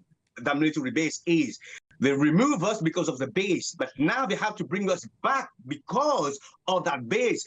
The problem is with Keir Starmer deal, giving away British sovereignty to a third country like Mauritius, allied to China, right? We suffer for more than 50 years, right? It worked, right, for us to go back in our homeland as British now. Because Mauritius had the chance more than 50 years to look after the Chagosian. That's why we got that anger with Mauritius, because Mauritius only think about themselves. OK. So, ultimately, is there any real proper connection, though, with Mauritius? I know you just mentioned that, but other than that, is there any real contact or connection with Mauritius as to why Keir Starmer would give it to the Mauritians?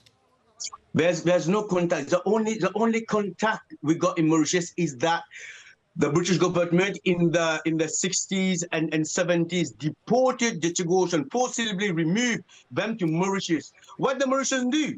Treat us as second citizens. Most of the natives die in abject poverty in Mauritius. We don't have culturally connection with Mauritius. Language is a little bit different. It's not the same. The Chagosian Creole and the Mauritian Creole is not the same. We don't share the same religion. 70% of the Mauritians are Hindus. We are Christian. So it's a lot of tension. And the Mauritians never take care of Chagosian. The only thing that they see us as cash cow. It's so ironic that a Prime Minister in Keir Starmer, who has made all of these noises and produced all of these fig leafs towards anti-colonialism... And human rights. ...is supporting a colonialist project of Mauritius to claim islands and claim ownership of those islands, in a way, ownership of those people of those islands who are not Mauritian, who do not want to be Mauritian, and yet somehow we have Keir Starmer putting on his 18th century colonialist hat and just working as a colonialist, but just for another country. That doesn't make it better. In many ways, that makes it worse. And the irony in it as well. When you said your Prime Minister is a human rights lawyer, and that will tell you, we are British. We got the same right as those people he defend, right? Why don't defend us? Why don't defend the interests of British people who want their country to stay British sovereignty? Yeah. Well, Master Mandarin, you've put it very eloquently. Thank you very much. He is the Chagosian First Minister in exile. Well, this is the thing. It's a bit of a juxtaposition. On one side, Keir Starmer's a human rights lawyer, supposedly caring for human rights. And on the other side, he's not really interested in the human rights of the Chagosians. No. And then on the other hand, he's talking about self-determination for the people of Greenland, but he's not really bothered about the self-determination for the people of Chagos or even the British people. Someone needs to sit him down, just ask the Prime Minister, are you OK? You seem pretty muddled. Is everything OK at home? I'm sure he would say that he is working in the best interest for this country and national security.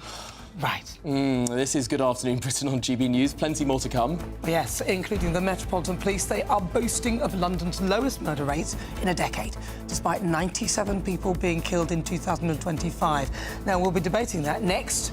Do you feel safe in London? All of that and indeed more to come. You with GB News, Britain's #1 news channel. Hello, very good day to you. This is your GB News weather update coming to you from the Met Office. There will be a bit of sunshine around today, but also a little bit of rain as well and some strong winds, particularly towards the north. I think the bigger talking point is how much milder it is compared to some recent days. There's low pressure towards the far north of the UK, and it's this that's driving those strong gusty winds, gales, maybe even a bit stronger than that across some parts of northern Scotland in particular. And there are also some outbreaks of rain around. Some of them could be a bit heavy, some pushing across parts of northern England, some into western parts of Northern Ireland, some showery bursts in other places as well. But like I said, it is markedly milder than it has been of late. Temperatures widely getting into double figures across southern areas and even towards the north. We're looking at high single digits for most. Then, as we go into this evening and overnight, sticking with the strong winds across the very far north of Scotland, the rain just about fringing into parts of Orkney and Shetland, but actually across many northern parts of Scotland, a dry start tonight with some clear skies. Further south, across central southern parts of Scotland and Northern Ireland, quite cloudy, quite wet. Meanwhile, across the rest of England and Wales, a few outbreaks of rain possible, but actually most places ending the day largely dry with some clear skies. Where we then have clear skies overnight, we are going to see perhaps some mist, maybe some low cloud developing here and there across some central southern parts of England and across northern parts of Scotland. Here, with clear skies, we're going to see temperatures dropping. Could be some fog, but also some frost and some icy patches to watch out for. In between, across parts of Northern Ireland, parts of northern England, southern Scotland, it's cloudier and there will be some rain pushing through. And that takes us into a pretty damp start as we go through tomorrow. A front will be making its way southeastwards as we go through the day. And as well as that, we have a wavy feature that's coming in across some southern southeastern parts, bringing some heavy bursts of rain as well. With the cloud and rain towards the south staying relatively mild here, but further north, temperatures down a couple of degrees on today. Thank you for making us Britain's #1 news channel. Together, we have built something truly extraordinary.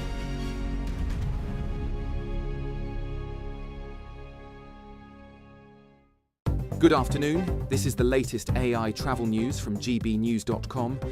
On the A92 Tay Road Bridge, double-deck vehicles are being held due to high winds, and there is a 30 miles per hour speed restriction in place for other traffic, with drivers advised to allow extra time.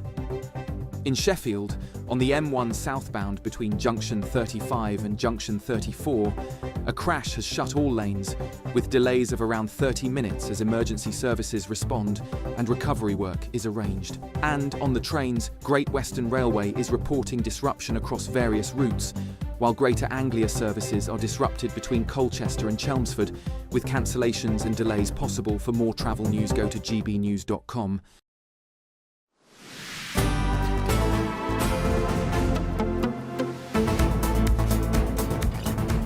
Good afternoon, Britain. It's 38 minutes past 1. Now, the number of homicides in London has dropped to its lowest level in over a decade. Well, the Metropolitan Police Commissioner, Sir Mark Rowley's, told GB News London is now safer than ever. This is fantastic news, isn't it? And of course, every case is a tragedy, and we do an amazing job supporting the families in those moments, and we solve 95% of those cases. I think we should just dwell on the fact that London is comparatively safe globally as well. There are cities like Paris or Milan or Toronto, their homicide rates are half as big again. Cities like New York or Brussels or Berlin are 3 times our rate. That's because of the fantastic work we've done targeting the most dangerous criminals.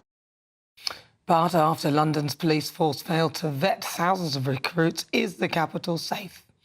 Well, joining us now is the Labour commentator Sebastian Salek and the former police officer Norman Brennan. Norman, we're going to start with you. I mean, it is now a fact that our murder rate is much lower than New York, Brussels or Berlin, as the Commissioner said.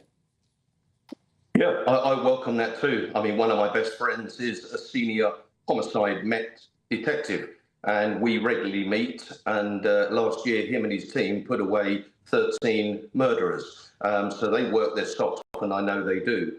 However, what that seems to mask is that a woman is raped every hour in London, and the rape groups reckon it could be 4 to 6 times that. Knife crime last year, 57,000. Robberies on the streets, Rolex watch robberies, antisocial behaviour, knife crime, shoplifting. These are all at epidemic levels. And I don't sit here and tell you that because I've got nothing better to do. I was a serving police officer in London for 31 years. I monitor daily crime, predominantly major crime in London and around the country. And the point here is this, is that many crimes are not even reported. Last year, there were 700,000 crimes in London, and that was between January and September. And if I gave you the true figures over the last 10 years, that would be over 7 million victims have actually reported a crime. Many of these have travelled to London or live in London or live in areas that they can't leave. And I'll tell you what my caveat is this, and I'm one of Britain's leading law and order campaigners, is when a family or a person or a couple want to move to an area to bring their children up or tell their children not to visit, but don't do so because of the high crime area or the fear of crime, surely it makes those areas no-go areas. Well, Sebastian, listen. Oh, sorry, Sebastian, you've heard all that, and yes, they have pulled out one crime statistic that it has apparently improved, but the rest of it isn't so good. So London, sounds to me, London is getting much less safe than more safe. Maybe you're less likely to be murdered than you were the year before. However, you're more likely to be robbed, raped and all the other stuff. I would challenge some of those figures as well. I mean, looking at the robbery rates, particularly of expensive items, we talk a lot on this channel about, you know, having your watch stolen, having a handbag stolen. They've all dropped quite drastically. You look at the 2024 figures for stolen watches of at least £3,000, for example. That's a drop there of 62%. And similar items are at a similar rate, which is really worth celebrating. Now, look, every time that happens, it's awful. Every time that happens, it's a failure for justice in London. But the point is, the trend is pointing downwards, not just for murder, but for other statistics as well. And where did you get those figures from? People, we're a global city. That's something to be pleased about. Well, you're challenging these figures, so I'm asking, where did you get them from then? If you're challenging them, you're not challenging the murder rate going down, but you're challenging those figures. A lot of people aren't reporting crime, which is another problem, because people know that nothing's going to happen about this. So those lower level crimes, a lot of people don't report even. Well, I mean, that's the reason we have the crime survey for England and Wales, which phones people. It gets around that problem, brought in by Thatcher, I think, originally. Tom, you'll correct me on that. I think you have the details. The crime survey was Thatcher, yeah.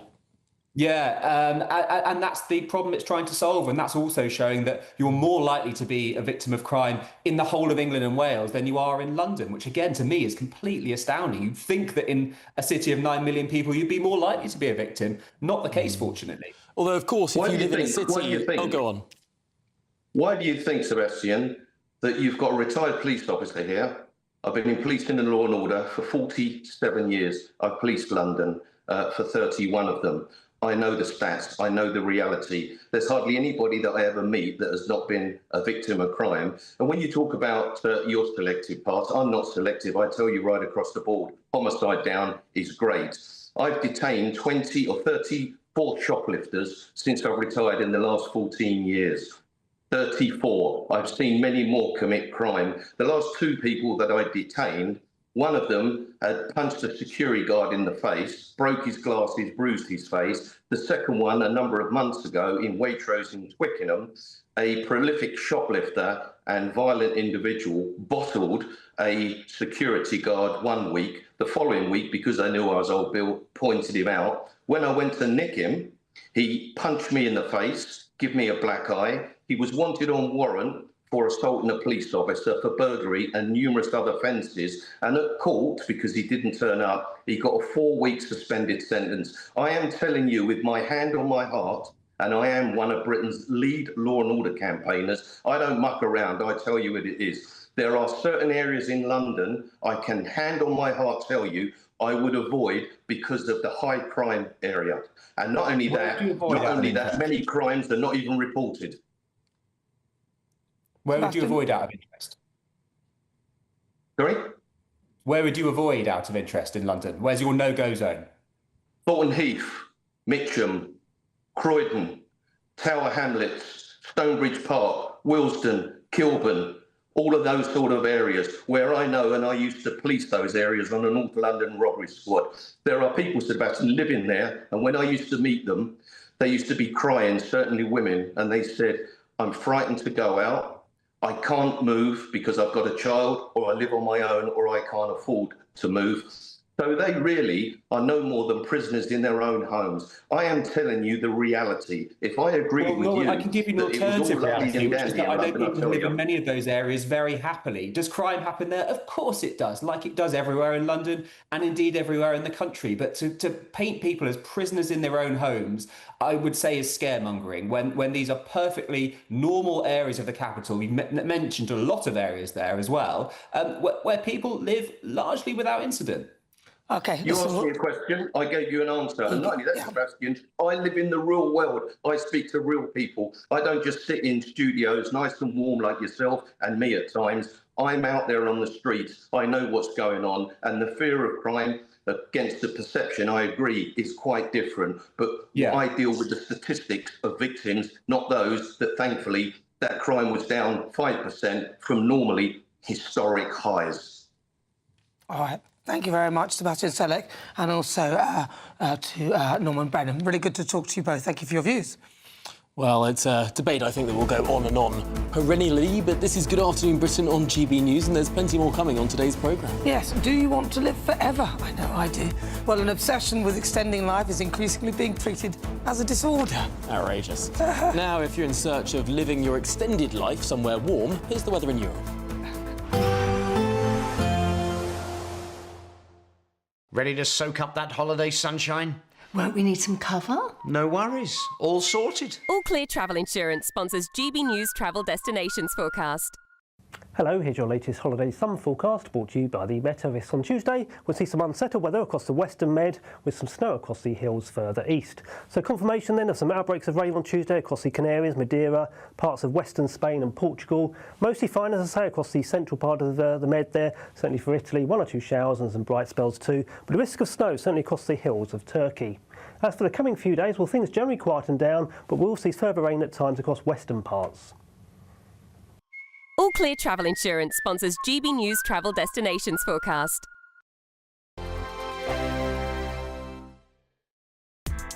Join me, Nana Akua, for an informative, interactive news programme with a difference. It's fun.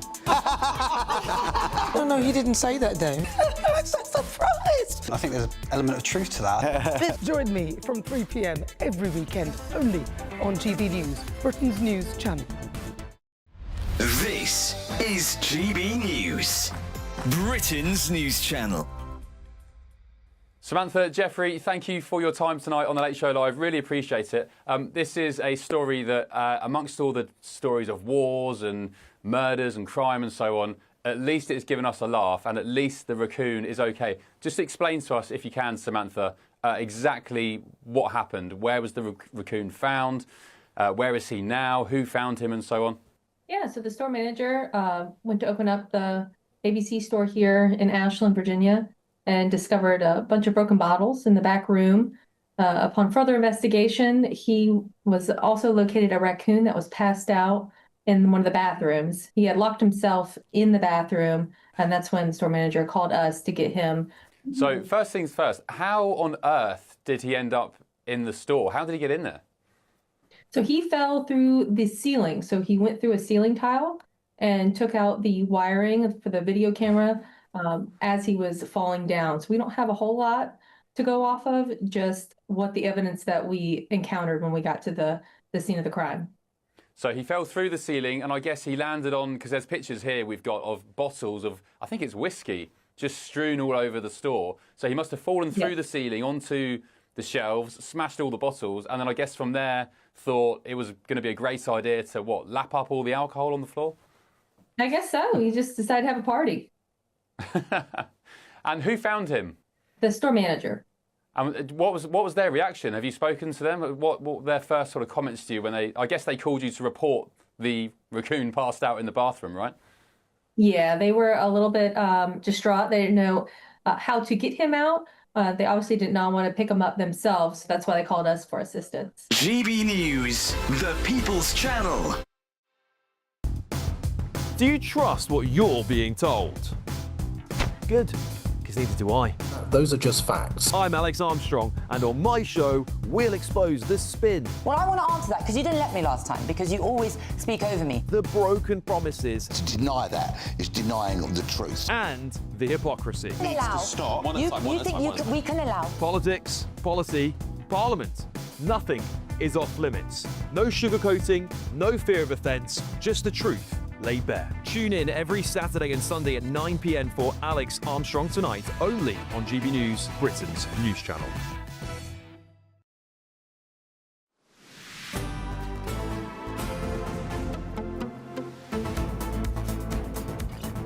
Good afternoon, Britain. It is just coming up to 10 minutes to 2 o'clock.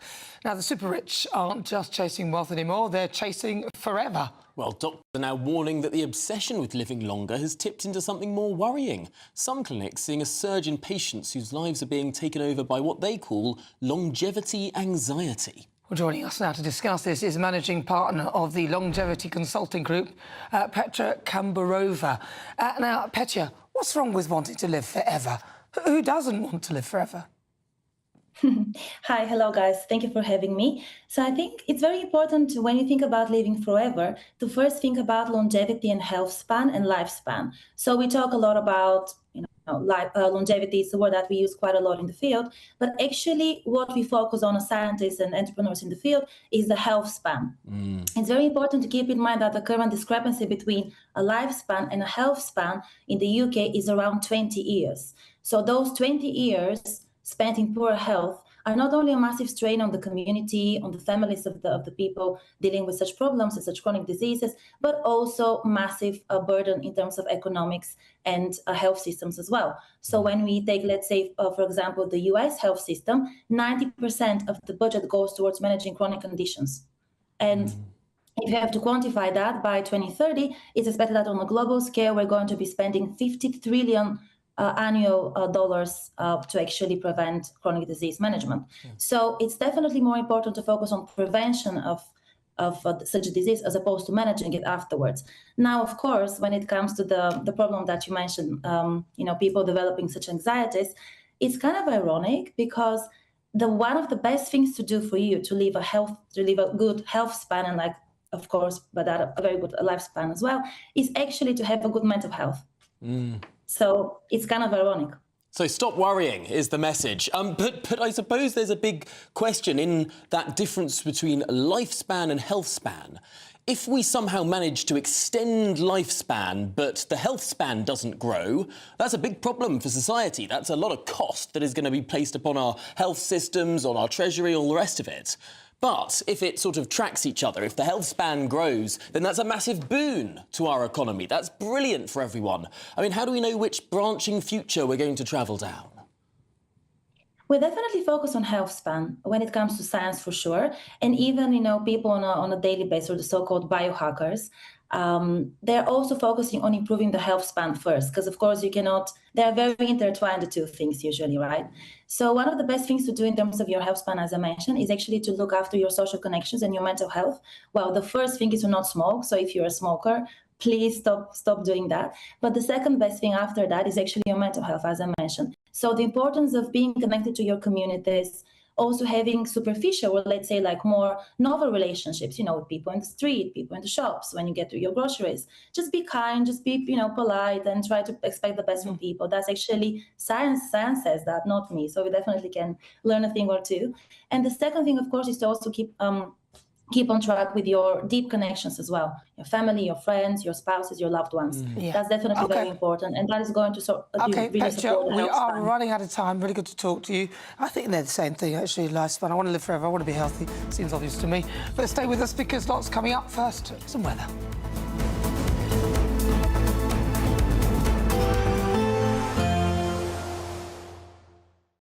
Today, clouds overhead. Total zen within. Box Solar sponsors the weather on GB News. Hello again, this is your GB News weather update from the Met Office. Through much of this week, whilst it is going to be markedly milder than last week, there will be some unsettled weather around, some heavy rain and even some strong winds. Currently we have low pressure to the north of the UK, and this is doing two things. It's driving some strong winds across northern parts. It's also dragging in our air from the southwest, which is why those temperatures are up compared to recent days. As we go overnight, much of England and Wales largely dry, some clear spells allowing for a bit of mist, maybe some low cloud to develop later on in the night. A bit of rain across parts of Northern Ireland, Northern England and southern Scotland, then across northern parts of Scotland, while clearer skies allowing temperatures to drop here. So some frost, some icy patches to watch out for as well first thing tomorrow morning. As we go through tomorrow then, yes, a cold, frosty, icy start across parts of northern Scotland could cause some travel disruption. There is a warning out as there are likely to be some delays. Also across western parts, a few showers starting to push their way in. Across Northern Ireland, southern Scotland, quite cloudy, quite damp outbreaks of rain, similar across parts of northern northwestern England, even the far northwest of Wales. That's because there is a front that's edging its way in. Much of the rest of England and Wales starting the day largely dry, quite cloudy, could be some mist around, like I said, but quite quickly we're going to see rain pushing into southern counties, and that's because of a waving frontal system that's going to edge its way a little bit further north and east as we go through the day, and then that front towards the northwest of the UK will kind of join up with it, so a bit of rain in a fair few places, and it could be a little bit heavy for some. Towards the northwest we get something a bit drier, brighter following in later, but also some cooler air, so temperatures here lower than today, but towards the south they're looking similar. Then as we go later on, that rain continues across some parts of the southeast, eventually clearing away. Further north and west we have drier, clearer weather, taking us into a chilly start on Wednesday for many of us. Watch out for Thursday, could be some unsettled weather indeed. Today, clouds overhead. Total zen within. Box Solar sponsors the weather on GB News. There's just 3 weeks left to grab your chance to win our biggest cash prize to date. An incredible £85,000 in tax-free cash could be yours. Cash to make 2026 the year of yes. That's yes to holidays, yes to treats, yes to making all of those dreams come true this year. Just make sure you don't miss out. For another chance to win £85,000 cash, text cash to 63225. One entry costs £2.50 plus one standard network rate message, or text bonus to 63225. 5 entries cost £5 plus one standard network rate message. Go to gbnews.com/win. Entries start at £2.50. Call 0903 686 3232. Calls cost £2.50 plus your network access charge. Or post your name and number to GB18 PO Box 8690 Derby DE1 9TT. UK only. Entrance must be 18 or over. Lines close at 4 p.m. on the 30th of January. Please check the closing time if listening or watching on demand. Good luck. No matter the state it's in, this is our nation. Join me, Jacob Rees-Mogg, for a genuine, honest discussion on where we have been, where we are going, and where we are with the people who set the direction. Tune in to State of the Nation every Monday to Thursday, 8 to 9 o'clock. Only on GB News. I'm Michelle Dewberry, this is Jubes & Co with you. Hello everyone, Patrick Christie is here to GB News, Britain's news channel. Access the stories that matter to you. Take the GB News family with you on any device. And as long as you have an internet connection, tune in to GB News, anywhere on the planet or beyond. GB News, the People's Channel, Britain's news channel. Britain deserves a newsroom that puts the facts and your voice first. Well, and that's what you get on GB News. Lively debates, lively conversation. And we're not afraid to hold power to account. And each other. So join me, Andrew Pierce. And me, Miriam Cates, for Britain's Newsroom, weekdays from 9:30 on GB News. Exciting news. Every Friday, my Patrick Christie's Tonight Show is going to have a twist to it. We're welcoming some special guests. You.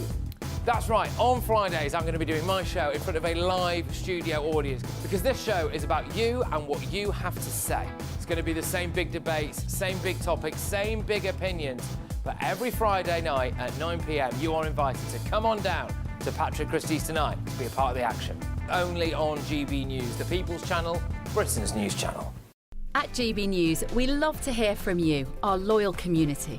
So drop us a line at gbnews.com/yoursay. There you can talk to each other and also to the presenters live on air. gbnews.com/yoursay, because GB News is your channel, Britain's news channel.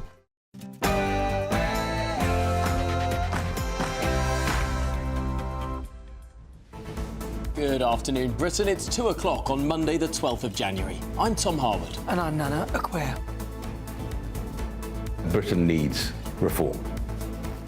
Britain needs Nigel Farage as Prime. Breaking news in the last hour. Nadhim Zahawi, the former Conservative Chancellor of the Exchequer, has defected to Reform UK. He says we're currently living in Keir Starmer's two-tier Britain. The biggest Conservative beast yet to defect to Reform. But do they risk being labelled the Tories 2.0? I'll bring you more details shortly.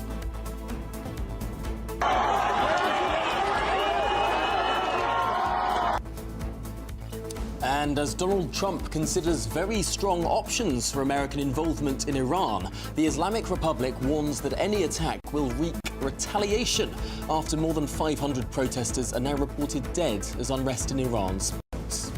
And one of those killed includes a 23-year-old student anti-regime protester who was shot at the back of the head and buried by the roadside. Closer to home, the Metropolitan Police are boasting of London's lowest murder rate in a decade, despite 97 people being killed last year. That's as it was revealed that 2 sex offenders and 300 with criminal records are still on the Metropolitan Police's payroll. The most vigorous, most serious you could possibly be on these issues. That data is a moment in time. The government has sensationally said that it will back Ofcom if the regulator recommends a ban on Elon Musk's X, formerly known as Twitter, after an investigation was launched over the use of the website's AI tool to digitally remove people's clothing in photographs. We will hear from the tech sec Liz Kendall later on, who's putting the prospect of a ban firmly on the table. Number 10 says this ban is not at odds with its commitment to freedom of speech. But how will Donald Trump and Elon Musk react if Twitter is banned in Great Britain and Northern Ireland? And details of the government's 12th U-turn, this time it's over tax hikes on pubs, are still yet to be revealed.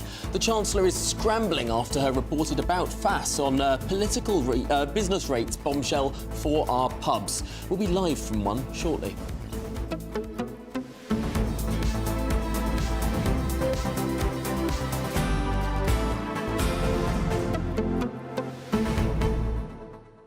How can the government sit there with a straight face and say, as Keir Starmer so often does, we've supported free speech in this country for a long time, we back free speech, and then seriously contemplates banning removing from the internet, pretending to be some tin pot Vladimir Putin or Xi Jinping, removing Brits' access to one of the most popular websites in the world. I mean, really, what on earth is going on? Well, you know what it is, don't you? He's not Elon Musk's best fan, and he doesn't really like the fact, I think a lot of them there, especially on the left, don't particularly like the reach that X has and the voice that it has. So this would be a way of, if they could ban it by using something that is, I think the AI tool is abhorrent, you shouldn't be able to do that.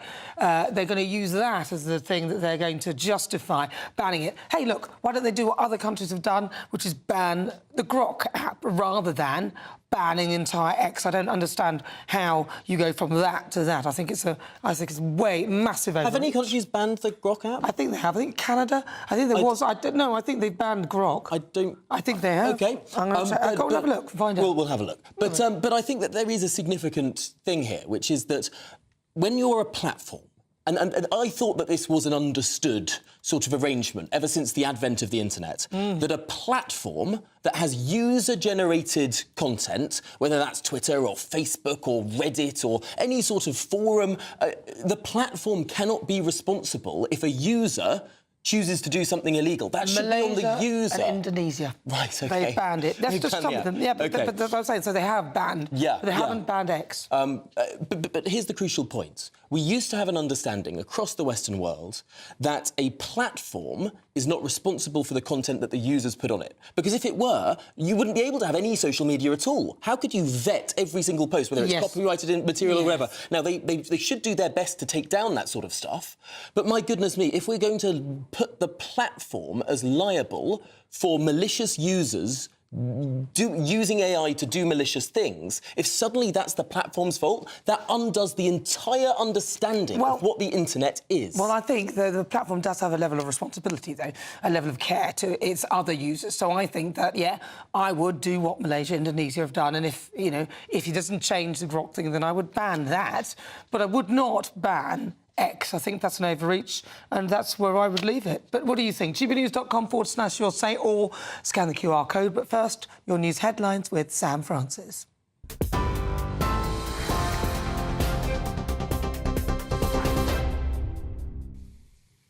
Very good afternoon to you from the newsroom. 5 minutes past 2. The top story. Former Conservative Chancellor Nadhim Zahawi has defected to Reform UK today, declaring Britain is, he says, drinking at the last chance saloon. Standing alongside Nigel Farage in London, Mr Zahawi said the country really does need Farage as a Prime Minister to pull it back from what he called a dark and dangerous chapter. Mr Farage hailed the move as proof that Reform is not just a one-man band, while Zahawi said he refused to stand by and watch Britain become fundamentally broken. The Tories have hit back already, calling him a has-been politician looking for his next gravy train. Britain's media regulator has launched a formal investigation into X over claims its AI tool, Grok, is being used to generate sexualised images of women and children. Ofcom says it gave the company a deadline to explain how it's protecting UK users and has now fast-tracked a probe into whether it's breaking the Online Safety Act. The watchdog is examining whether illegal content is being blocked, removed quickly and kept away from children, including whether X has proper age checks in place. Ofcom has also warned it has the power to issue huge fines, or in the most serious cases, even push for X to be blocked entirely in the UK. Well, the Business Secretary Peter Kyle says that what he's seen and heard about is disgusting and unlawful, and expects it to be dealt with. Ofcom have all the powers to enforce the law. Now, the law dictates that no hateful or illegal content goes online, onto social media platforms. Ofcom have asked X to provide information. They provided it. Ofcom are now doing an expedited investigation into whether they have stepped outside of the law or not. If they have, then this government expects the independent regulator and enforcement agency to enforce the law to the full extent of the law. Iran is entering now a third week of unrest, with a rising death toll and the regime tightening its grip on nationwide protests.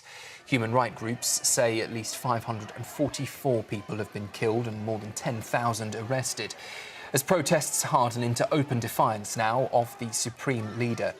From Washington, President Donald Trump says Iran wants to negotiate, but warns he hasn't ruled out military action, with the White House now weighing what it calls very strong options. We're watching it very closely. If they start killing people like they have in the past, I think they're going to get hit very hard by the United States. Back inside Iran, an internet blackout continues, cutting off the outside world as state TV insists the streets are calm. But on the ground, activists say the crackdown is still intensifying, with arrests, disappearances and deadly force still being used. And that comes as here in London, protesters were back outside Iran's embassy again at the weekend, even tearing down the Iranian flag for a second day running. And as pressure is growing on Sir Keir Starmer to ban Iran's Revolutionary Guard. The Met Police Commissioner Sir Mark Rowley says the situation has left the police caught in the middle.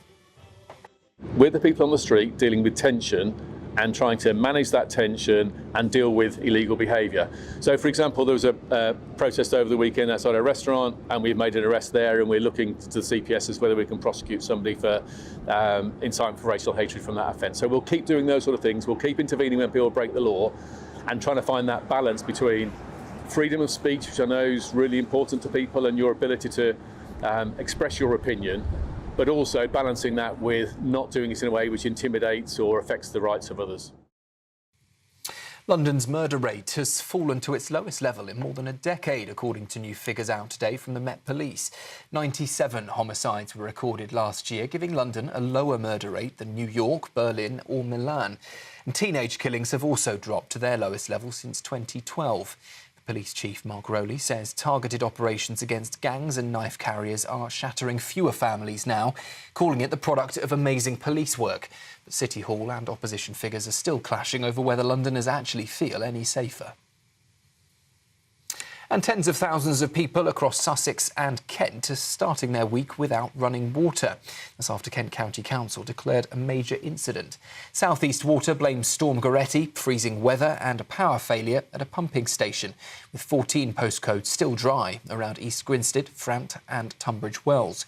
Schools, libraries and even parts of the local hospital have been forced to shut, with bottled water being handed out and tankers sent in to keep essential services running. Local MP Mike Martin says the situation is bizarre, warning the water company must now get a grip as frustrated residents wait for their taps to flow again. Those are the latest headlines. I'll be back with you again in half an hour's time. Now, though, it's over to Tom and Nana. You can now watch GB News live across the United States of America and the world on Truth Plus. Scan the QR code to find out more, or visit gbnews.com/truth.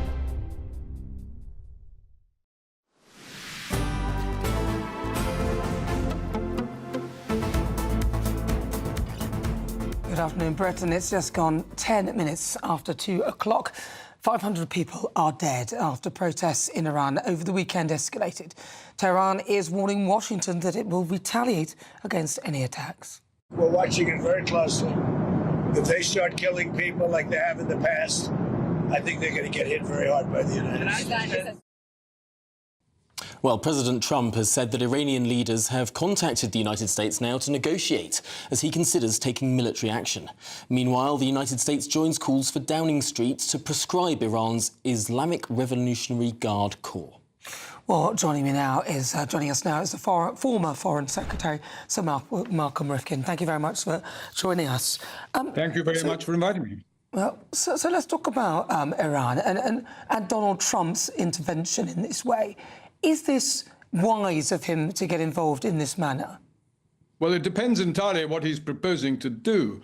Obviously, the United States can have more impact in persuading very nasty foreign governments to change their policy. America's got more raw power, as we have seen elsewhere, to try and achieve that. But this is going to be a particularly complicated one because the Iranian regime are fighting for their very existence. And they know that if they concede too much, they might live a few more weeks or months, but they would then disappear, and that they're not prepared to concede. And my guess is that when they say they're willing to speak to President Trump at this moment, that is a delaying tactic to try and prevent military action being taken against them. It strikes me as an incredibly difficult sort of situation to forecast. I mean, could this be a Tiananmen Square situation where enough protesters are killed by the regime that everyone cowers in their homes and the regime lasts? Or will it spark outrage that this sort of barbaric regime is killing people and therefore spur on more protests? I mean, which way would you think the die is going to fall? Oh, I'm sorry, Sir Malcolm, I think we might have lost your audio there. Military, the international guards. I think we're having some trouble trying to connect to the audio of Sir Malcolm Rifkind. Let's just see if we can establish a more stable connection. I mean, look, my worry with this sort of behaviour, when America do get involved in this, we've seen what happens when they get involved in regimes. So Afghanistan, of course, the UK were part of that as well. They haven't been successful with any of the sort of nation building, which is, I suspect, where they might end up in if they go into Iran. And who would, would there be somebody to manage Iran? I know we spoke earlier to the author of Nuclear Iran, and he suggested that there was a previous leader that people really would like to come and lead Iran. But it's difficult. It's difficult to work out which way that would go. Yeah, the Crown Prince, who was very young in 1979, the son of the Shah. Obviously, they've fled. He's been living in America since 1979. I think one of the difficulties for any revolutionary movement against the revolution, a counter-revolution, one might say, is that if it seems like it's a foreign intervention, if it looks like, oh, they're just doing the bidding of the United States, of Donald Trump or of Benjamin Netanyahu, who I understand is a friend of the Crown Prince, then that becomes a very difficult prospect because it's got to seem like it's a homegrown force. If the West intervenes too much, that might countervailingly embolden the regime and the IRGC. And there are many who have supported the regime, some of the forces who obviously we don't want to come to this country and offer a refuge for, which is what the Conservative Party are talking about. But of course there are many people who are in support of that regime, and what tends to happen, I suspect, in these kind of situations is those people then create some form of opposition and somehow unite, especially if America start dropping bombs on Iran. So we shall follow that. But sadly we couldn't get Sir Malcolm Rifkind back, so we should move on. No, absolutely. We'll try and speak to him another day because he's a fascinating man. He is. But just to recap on today's top story, Nadhim Zahawi, the former Conservative Chancellor of the Exchequer, has defected to the Reform Party. Now, he went on to say that I've made my mind up that this team will deliver for this nation, adding that Britain needs reform. Well, joining us now is our chief political correspondent, Catherine Forster, who, of course, was at that press conference. Catherine, a shock. Yes, it really was. Reform wouldn't tell us what the press conference was about, and little wonder, because there's been a lot of Conservative defections to Reform over the last few months. But Nadhim Zahawi was, for a time, Conservative Chancellor. He was Conservative Party chairman. He was in charge of the vaccine rollout. So the biggest Conservative beast they've got so far. Of course, there is the risk that people will think they're bringing in loads of Tories, and people booted out the Tories 14 years ago. They could be labelled the Tories 2.0. But I think what he brings Reform is the ability to make money. He was Tory party chairman. He's used to fundraising. He's the founder of YouGov. He is a very rich man in his own right, and he will be in with plenty of people who might be able to donate money to Reform. And also, of course, he brings experience because he was in government for a long time. Reform are hoping to form the next government, but they freely admit they don't have the experience. So he is valuable in that way. But there are risks as well, and the Telegraph are reporting now that he was denied a Conservative peerage in the last few weeks. Of course, he wouldn't have qualified because he was sacked back in 2022 because he had underpaid tax by, I think from memory, it was about £5 million. And also, he's been on a bit of a journey because we spotted a tweet from him 10 years ago which said, "I'm not British-born, Mr. Nigel Farage. I am as British as you are. Your comments are offensive and racist. I would be frightened to live in a country run by you." Well, he's now joined Reform. Let's have a look at what he said when I asked him about that change of heart. Good on you for digging out a tweet from 11 years ago. But all I would say to you is, if I thought this man sitting next to me was in any way had an issue with people of my colour or my background who have come to this country, who have integrated, assimilated, proud of this country, worked hard for this country, paid millions of pounds in taxes in this country, invested in the country, I wouldn't be sitting next to him. And I think he wouldn't be sitting next to me either. Quite. Yes, he also said that the country simply cannot afford a decade of Labour government, and that clearly, he says, because of the polls, reform are the only way to stop that. Of course, we're still some way off a general election, but you do wonder who else might desert the Conservatives, who say that Reform are fast becoming the party of has-been politicians looking for their next gravy train. All right, Catherine Forster, thank you very much. Really good to talk to you. Yeah, that was quite a fascinating press conference, I must say. And they managed to keep that secret quite effectively, actually, because sometimes you get leakage of what's going to happen. But well, did you have any ideas it was going to be? I had no idea whatsoever, and I think that this is two very impressive things the Reform Party is doing. I mean, obviously, as a new party, they've got a lot of faults as well, but two things that they're doing that other parties could learn from. Number one, it seems like there are very, very few leaks. They seem to be on top of it when it comes to leaks, which certainly the Labour Party and the Conservative Party aren't.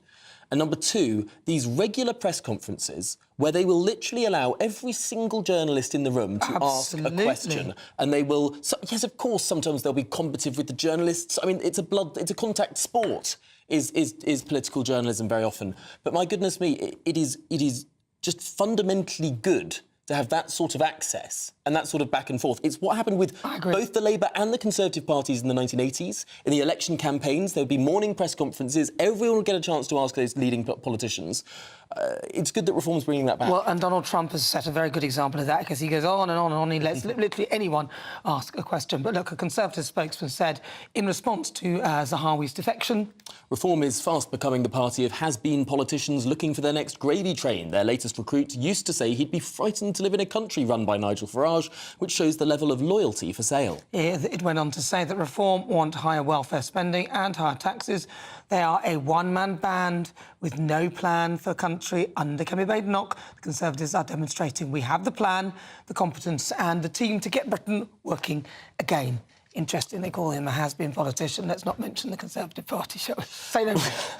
Well, it is time for the Great British Giveaway now, and your time is ticking to become our biggest cash prize winner to date. Yes, £85,000 is up for grabs, and it's all tax-free. Here's how to make it yours. There's just 3 weeks left to grab your chance to win our biggest cash prize to date. An incredible £85,000 in tax-free cash could be yours. Cash to make 2026 the year of yes. That's yes to holidays, yes to treats, yes to making all of those dreams come true this year. What would you spend all of that cash on? 2026 could be the year you spend more time spending with an incredible £85,000 in your bank. Just make sure you don't miss out. For another chance to win £85,000 cash, text cash to 63225. One entry costs £2.50 plus one standard network rate message. Or text bonus to 63225. 5 entries cost £5 plus one standard network rate message. Go to gbnews.com/win. Entries start at £2.50. Call 0903 686 3232. Calls cost £2.50 plus your network access charge. Or post your name and number to GB18 PO Box 8690 Derby DE1 9TT.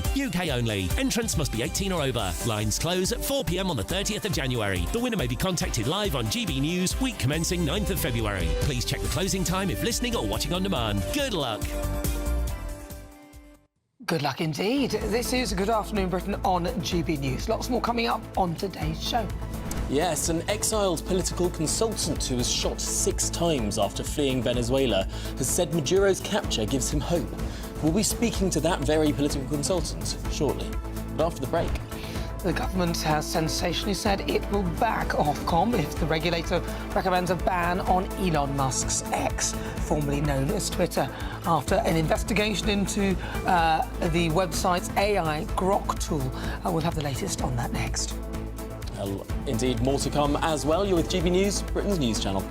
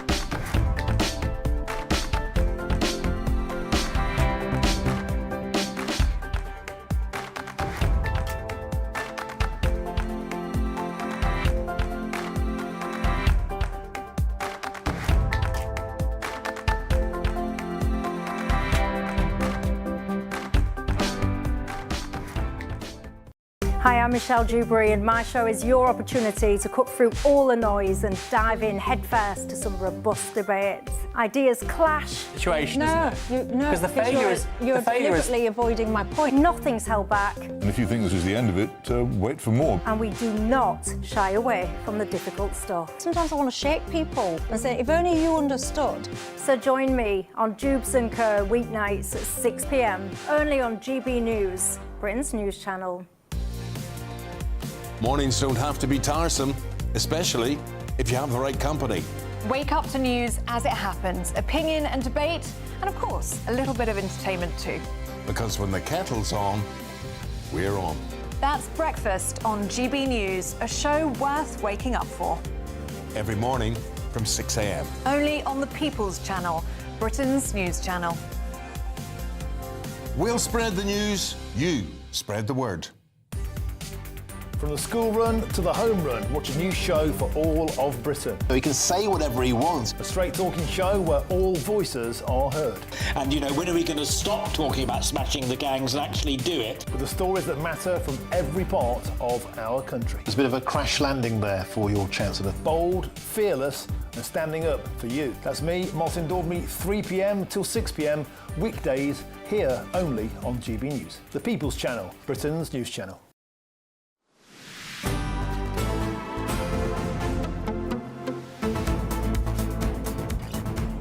Good afternoon, Britain. Britain's media regulator Ofcom has launched an investigation into Elon Musk's X to determine whether it has complied with the duties to protect people in the UK from content that could be illegal. Well, Technology Secretary Liz Kendall will address MPs later this afternoon in the House of Commons after concerns surrounding the Twitter's use of artificial intelligence. This means we could see a ban on Twitter, now known as X, in Britain. Ministers are saying that option is very much on the table. Now, we've been asking the public if they'd support a ban. No, definitely not. I think Keir Starmer's overstretching himself. He should get on with getting the country back together and cost of living crisis and stop worrying about social media. I think it's like we need to look at how social media is being used and being accessed by young people, how it's being accessed by businesses, how it's being used, like what images are being circulated on the internet. If it's young children, well, I say young children, like teenagers, early year teenagers, just starting 13 sort of year olds or upwards, I think it's bad for them to be seeing things like that. I think banning it is an extreme measure. I personally would have no issue if it were banned. Well, GB News' political editor Christopher Hope joins us now. Christopher, what more can you tell us? Well, I think that summarises the view on this one from the great British public, and yours maybe too, Nana. The concern is Grok, an AI part of Twitter or X. That's being used to find pictures of children and make them sexualised. That is completely abhorrent, vile, unlawful, and damages life, Number 10 says. But the response from Ofcom goes towards banning X altogether from all of our mobile phones like this one. Banning X or Twitter exists as what we're told is a backstop power, Number 10 say, if Ofcom choose to do so over the courts. That pits Ofcom against Elon Musk. That's a massive deal there. But Number 10 say, if that's deemed necessary, that has their full support. They say it's not at odds with the government's commitment to freedom of speech. On that, they say they're crystal clear. They're proud of it. We haven't had it for a very long time, and we're committed to freedom of speech and upholding that right. And just while I've been talking to you, a new line on this has come out from Liberal Democrats. They're now saying that this ban that access should start from now, that they should be not being allowed to monetise what they say is sexual abuse. They say there should be some form of intervention by the government now, some kind of business interruption policy, a temporary business disruption order. Every day a delay risks more victims, Lib Dems say. So right now, the left of politics is ganging up against X and Twitter. A big moment here for speech. Am I living in a parallel universe? Have I stepped through the looking glass when the Liberal Democrats, they're literally called the Liberal Democrats, are supporting shutting down a forum for speech in this country? Yes, one that some bad actors have said bad things on, but that's no reason to take down the notice board. because one person put something bad. Go after the users who do the bad things. Why have we got to a position in about 5 seconds? It was only 2 days ago that the technology minister Chris Bryant was saying no one's talking about banning Twitter. And now suddenly everyone's talking about banning Twitter. Do we live in Iran? No. Do we live in Russia? Do we live in China? What on earth is going on, Chopper? It does sound... Poor Christopher, he can't answer that. Well, it does sound illiberal, Tom, for Liberal Democrats to try and ban this. They have been championing in the past freedom of speech, but it appears they're concerned about elements of this platform. I think Nana's right. Why on earth ban all of Twitter if you're concerned about the application of an AI program and how that damages, and it does damage. Of course, there's children there whose images should not be used, but frankly, banning all of Twitter is a step too far for many. All right, thank you very much, Christopher Hope. Right, we're now joined by the Executive Director of the Age Verification Providers Association, Ian Corby. Now, Ian, most people would agree that sexualising images of other people, children, without their allowance and also possibly their knowledge, and showing them in undress and putting that out in a public forum is totally unacceptable. But why throw the baby out with the bathwater? Why would you ban the entire thing of it? Well, that would be actually the nuclear option. And the Online Safety Act is designed to have a number of steps that Ofcom needs to go through before it would ever get to that. There was some mention there of business disruption mechanisms. And so that's one of the options in the bill, which allows Ofcom to go to court and to ask, for example, Visa and MasterCard to stop accepting payments on behalf of a particular platform. But let's just start with what's legal and what's illegal at the moment. So, first of all, the images do have to be intimate images. So they can't just be pictures of the Prime Minister in a bikini. That wouldn't count, actually, unless you've got a slightly odd view of what counts as intimate. But as soon as they become sexualised, then at the moment the distribution of those by a platform is what's illegal. Later this year, creating those will become illegal and a criminal offence for the person who creates them. But that's not quite the stage we're at yet, because that's not been implemented. That seems like a fairly subjective definition. So people have been replying to some of my tweets this week, putting me in mankinis. I think it's all good fun. I think it's fine. Go, knock your socks off, whatever. But why is there a difference between doing that to me and doing that perhaps to someone who doesn't like? How do you tell that subjective difference if someone's absolutely fine with people playing around with images and some person who would be deeply, deeply offended by that? You're not a child. Well, no, let's just keep it in the favour of adults for now. I mean, first of all, these are not new definitions. They're taken from the 2003 Sexual Offensive Act and were designed for more sort of the real world kind of things. And remember, what we're doing with online safety generally is trying to make what's illegal in the real world equally illegal in the online world. So it is, at the end of the day, a decision for courts to make as to whether something crosses that line. But what I would say is, first of all, Ofcom will investigate this. It will be very slow, however, and I suspect the government will be extremely impatient and unhappy that Ofcom will take its time to do a proper job here. But what they then have to do is they may issue a fine that may well be ignored.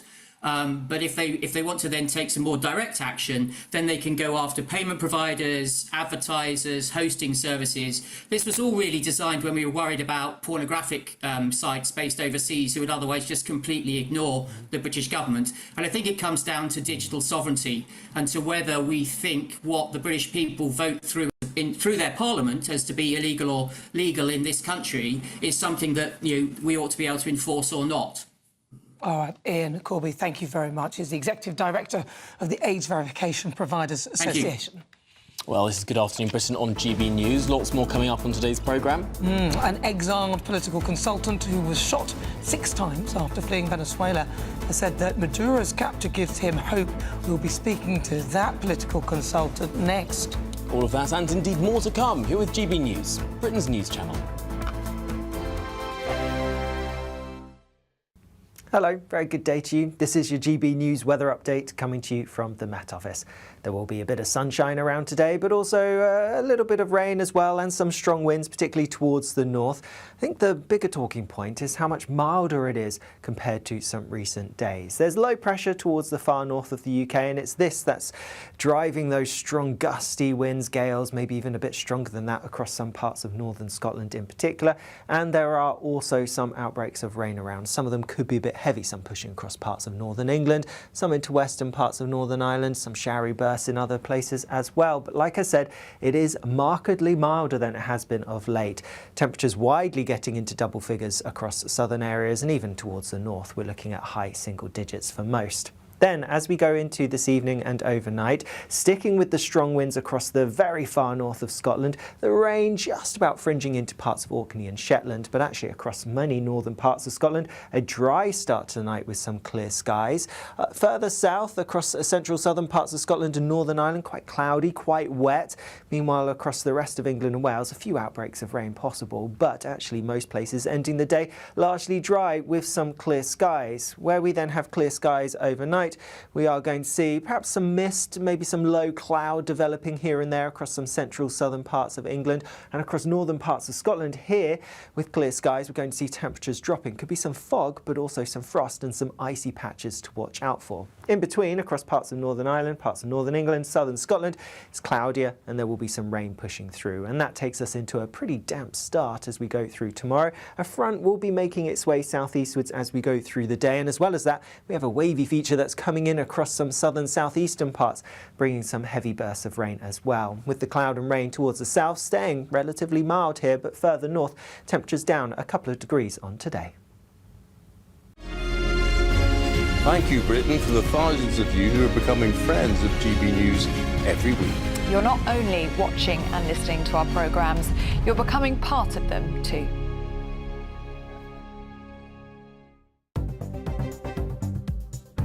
Good afternoon, this is the latest AI travel news from gbnews.com.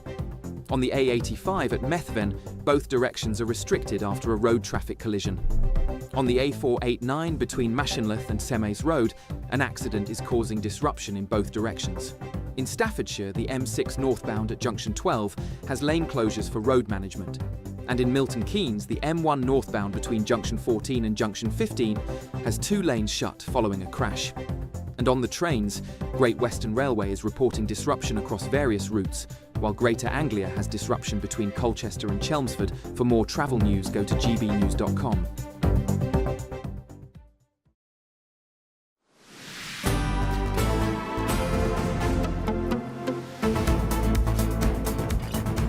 Good afternoon, Britain. It's 36 minutes past 2. Now, an exiled political consultant who was shot 6 times after fleeing Venezuela has said Maduro's capture has given him hope. Luis Peche now lives in hiding in Colombia and hopes that the US seizures of Maduro means that he'll be able to return home one day. Well, delighted to say Luis Peche can join us now from Colombia. Luis, thank you for being on the programme with us. Clearly, it's been an actually absolutely tumultuous couple of weeks now for the people of Venezuela. What's your take, first of all, with what's going on the ground in Venezuela right now? Because you're living in Colombia. Do you feel safe to return to Venezuela? Look, well, thank you for the invitation. So it's currently a difficult situation on the ground in Venezuela right now because basically Maduro is out, but the regime hasn't changed in essence. Right now, Delcy Rodriguez, number 2 of the Maduro regime, is leading the country. There are rumors that she, in fact, negotiated his exit from Colombia, from Venezuela. And right now the situation is more or like the same.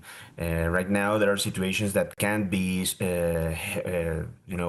supported by time, like the situation of the political prisoners in Venezuela, that around 1,000 people remains as political prisoners inside the country. There's a situation where the opposition is basically banned from doing their jobs. They can't do opposition and or do politics, because basically they could go to jail if they make a statement or something. So it's a difficult situation right now. In essence, the situation in Venezuela hasn't changed. Besides, Maduro has left, but the regime is staying there. Okay, now, Lewis, you had a frightening experience not so long ago where you were shot 6 times, and also somebody you were with was shot 8 times. Can you tell us the story of what happened? Well, I flew Venezuela last year because of that political persecution that I'm talking to you. I had a warrant alert in Venezuela that it is a generalized situation. Like I told you before, basically, if you do any kind of political work in Venezuela, you could be going to prison if you keep doing that. So I had to flee Venezuela after being all my life in there, and I was I don't know if I lost connection. Sorry. No, carry on. We're listening. Keep going. Yeah, I'm sorry.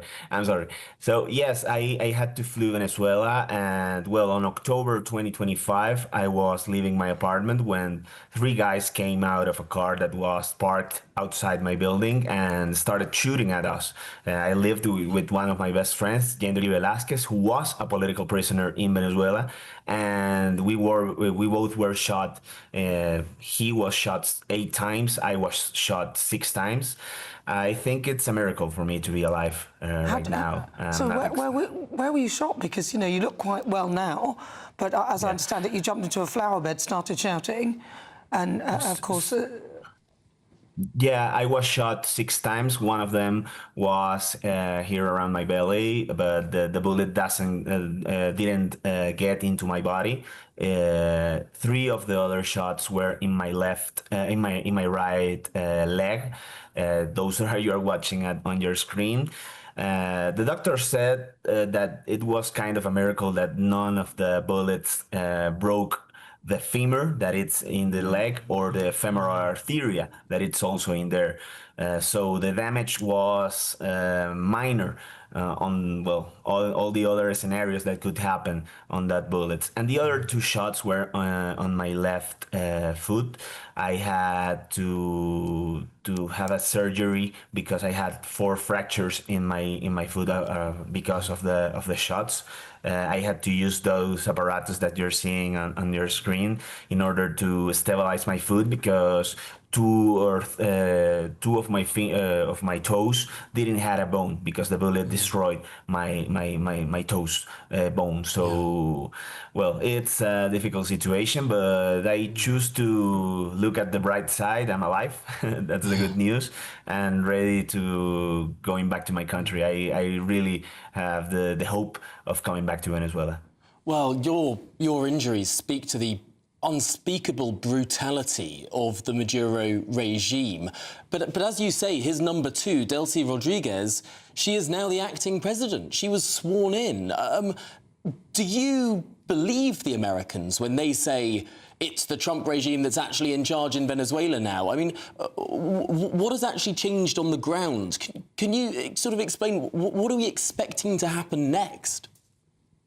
So I think that the regime, what is left of the regime, has to balance a difficult situation.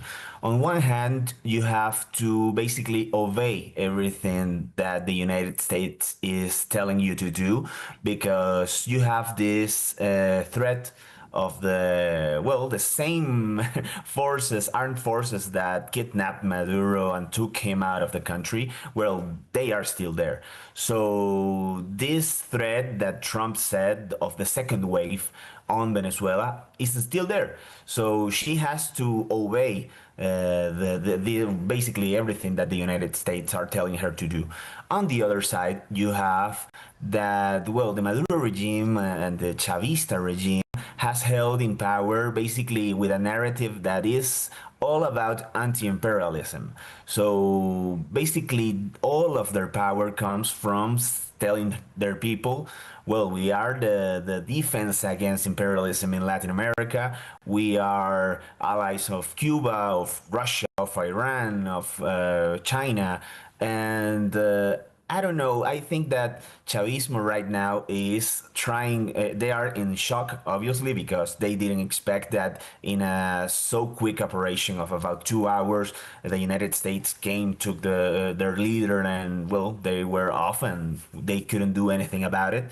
And right now, well, they are facing a situation where after they leave this shock status, they will face so many questions like who delivered him, who gave the United States this information on Maduro, because in order to take him out of this secret place where he was hiding, you have to know a lot about their routines. So it's a difficult situation for them. I think they have to balance some things. I don't know if in the short term they can survive, basically like with this the survival instinct of, I have to do this because I could be the next one to get into the United States, or, well, being bombed or something. But in the medium term, I think it's going to be more difficult for them to to stay in power without problems. Well, it will be interesting. I mean, Delcy Rodriguez, people are saying that she was in on it, but we'll find out more. Look, I hope that you get to return soon back to Venezuela. Thank you so much for talking to us. That is Luis Pecci. He was shot 6 times. His friend was shot 8 times by the regime, and amazingly, he survived, and he's here to tell his tale. Thank you so much. Thank you. Well, this is Good Afternoon Britain on GB News, and there's plenty more to come on today's programme. Yes, details of Labour's 12th U-turn. Don't forget you can check out my monologue, because I did the 12 U-turns of Sir Keir Starmer. It's like 12 Days of Christmas, isn't it? I did that song. It's on TikTok. But this time, it's over tax hikes on pubs. We're going live to a pub shortly.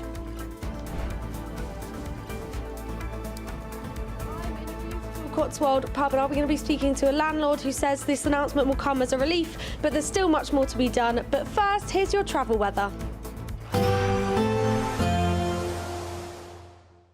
Ready to soak up that holiday sunshine? Won't we need some cover? No worries, all sorted. All Clear Travel Insurance sponsors GB News Travel Destinations Forecast. Hello, here's your latest holiday sun forecast brought to you by the Met Office. On Tuesday, we'll see some unsettled weather across the western Med with some snow across the hills further east. So confirmation then of some outbreaks of rain on Tuesday across the Canaries, Madeira, parts of western Spain and Portugal. Mostly fine, as I say, across the central part of the Med there, certainly for Italy, 1 or 2 showers and some bright spells too, but a risk of snow certainly across the hills of Turkey. As for the coming few days, well, things generally quieten down, but we'll see further rain at times across western parts. All Clear Travel Insurance sponsors GB News Travel Destinations Forecast. Westminster's full of talk, but out here, it's the real world. Am I allowed to talk now? No, that's it. This is where it matters, real people and real lives. That's what politics is all about. In fact, has Trump made a good start? No. Straight answers, no spin, and just a couple of pints. How many fingers have I got up? About 10. So join me for Lee Anderson's Real World every Friday at 7 p.m. only on GB News. The People's Channel, Britain's news channel.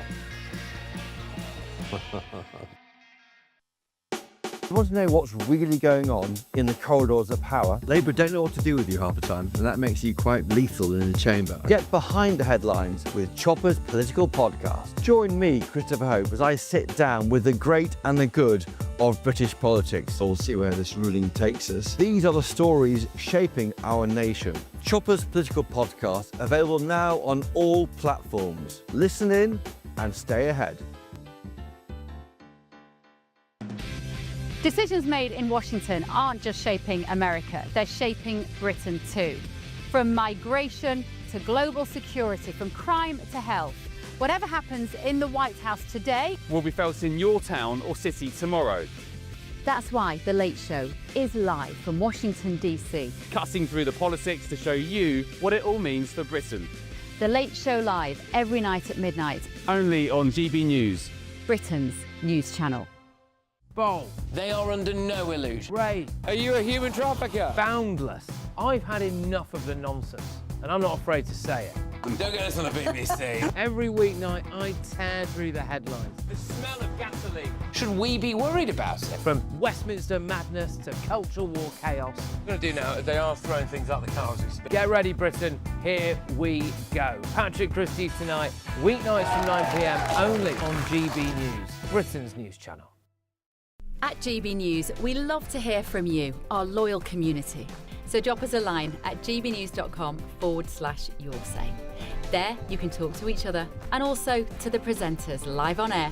gbnews.com/yoursay, because GB News is your channel, Britain's news channel. Do you trust what you're being told? Good, because neither do I. Those are just facts. I'm Alex Armstrong, and on my show, we'll expose the spin. Well, I want to answer that because you didn't let me last time, because you always speak over me. The broken promises. To deny that is denying the truth. And the hypocrisy. Needs to stop. You think we can allow? Politics, policy, parliament.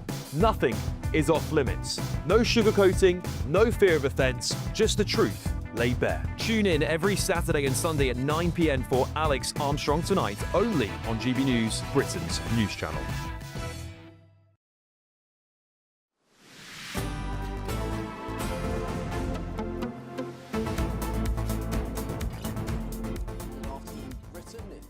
Coming up to 10 to 3. Now, Britain's pubs might be about to be a little less walloped than they were at the time of the budget. Yes, because after mounting pressure from our own MPs, the Chancellor, Rachel Reeves, is understood to be finalising plans to offer relief to the venues facing the biggest increases in the business rates this year. Well, an announcement is expected in the coming days as the Chancellor scrabbles to draw something together. But let's cross to Winchcombe in Gloucestershire, where GB News South of England reporter Isabel Fekulak has been meeting with publicans. Isabel.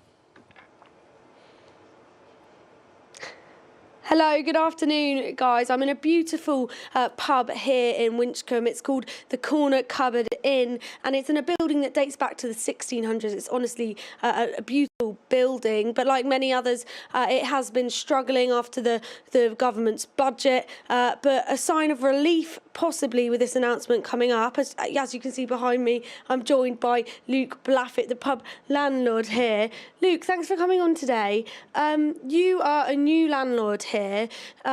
What do you hope Rachel Reeves will come out and say in this announcement? Well, I think all publicans are thinking the same. We're hoping that there's going to be a huge U-turn on the business rates. But I think most importantly is that that's a new issue that came about with the budget. There's a lot of issues that have been underlying for, well, probably decades. So it's important that the government don't just focus on that and move on. They need to focus on much more to help pubs actually thrive in this industry rather than just keep us still alive. And what kind of other issues there do you think need to be focused on, as well as this climb down on rates? Well, many of the things that are mentioned by fellow publicans are to do with VAT, because it's one of our sort of biggest expenses at the end of the month, along with the wage bill, utilities and things like that, is looking at reliefs for our industry, because we struggle with the cash flow anyway, with the amount of money it costs us. We don't take much per pint. We're talking pennies really that we take. We could do with relief in other areas to make sure that we're actually taking money. People think that pubs must make a fortune with the cost of pints, but they really don't. We take a very small percentage compared to what the government take from us on our products. And you're a landlord at just 19 years old, so extremely young to be getting into being a landlord. But are you worried about your future as a landlord in this business? Oh, absolutely. We've only been here now for 7 months, and already we can see how it's uncertain how it's going to be in the future. And I think the most scary fact is to think that there's pubs that have been trading for decades. They've built up their cash reserves. They've obviously run a good business to still be here. They're struggling to stay open. So how on earth are we meant to survive against that? I'm quite lucky that I don't have too much on the line compared to other people who've, it's their whole livelihood. They've raised their kids in pubs, their families, and they're going to lose that. I'm lucky that I can't lose too much, but still, we're trying to run a business. We're doing a good thing for the community by having a locals pub open, and we've done so much work, so much hard work to get this place actually running again, and now we're at risk of losing it all just because of the budget. All right, well, thank you very much for coming on, and I wish you the best of luck. So here we have a pub that is looking forward to having that little bit of relief from Rachel Reeves, but still so much more to be done to save our British pubs. All right, thank you very much, Isabel. It's Isabel Fekulak. She's there looking at a pub. Very nice. Nice pub. Very young to be a publican, isn't he? I love the aesthetic of a pub. I was in one yesterday afternoon. It was just glorious. But we should say, in response to reports of this U-turn, The House of Commons leader Sir Alan Campbell said this: the Prime Minister has been listening and he's been actively looking at further measures to help the pub and hospitality industry, whether these are in rural areas or in urban areas. Do you know what? Perhaps he could have thought about that beforehand. Well, this is Good Afternoon Britain. I'll see you tomorrow, same time, same place. Absolutely. 12 o'clock tomorrow. Don't miss it. But Martin's next.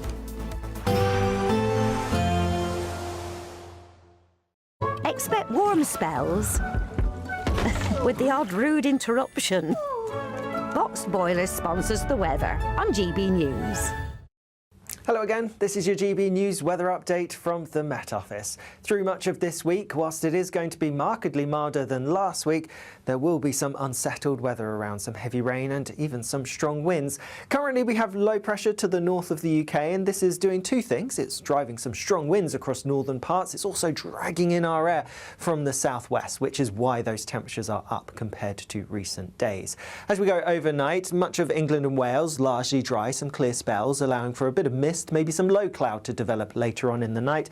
A bit of rain across parts of Northern Ireland, Northern England and southern Scotland, then across northern parts of Scotland, while clearer skies allowing temperatures to drop here. So some frost, some icy patches to watch out for as well first thing tomorrow morning. As we go through tomorrow then, yes, a cold, frosty, icy start across parts of northern Scotland could cause some travel disruption. There is a warning out as there are likely to be some delays. Also across western parts, a few showers starting to push their way in.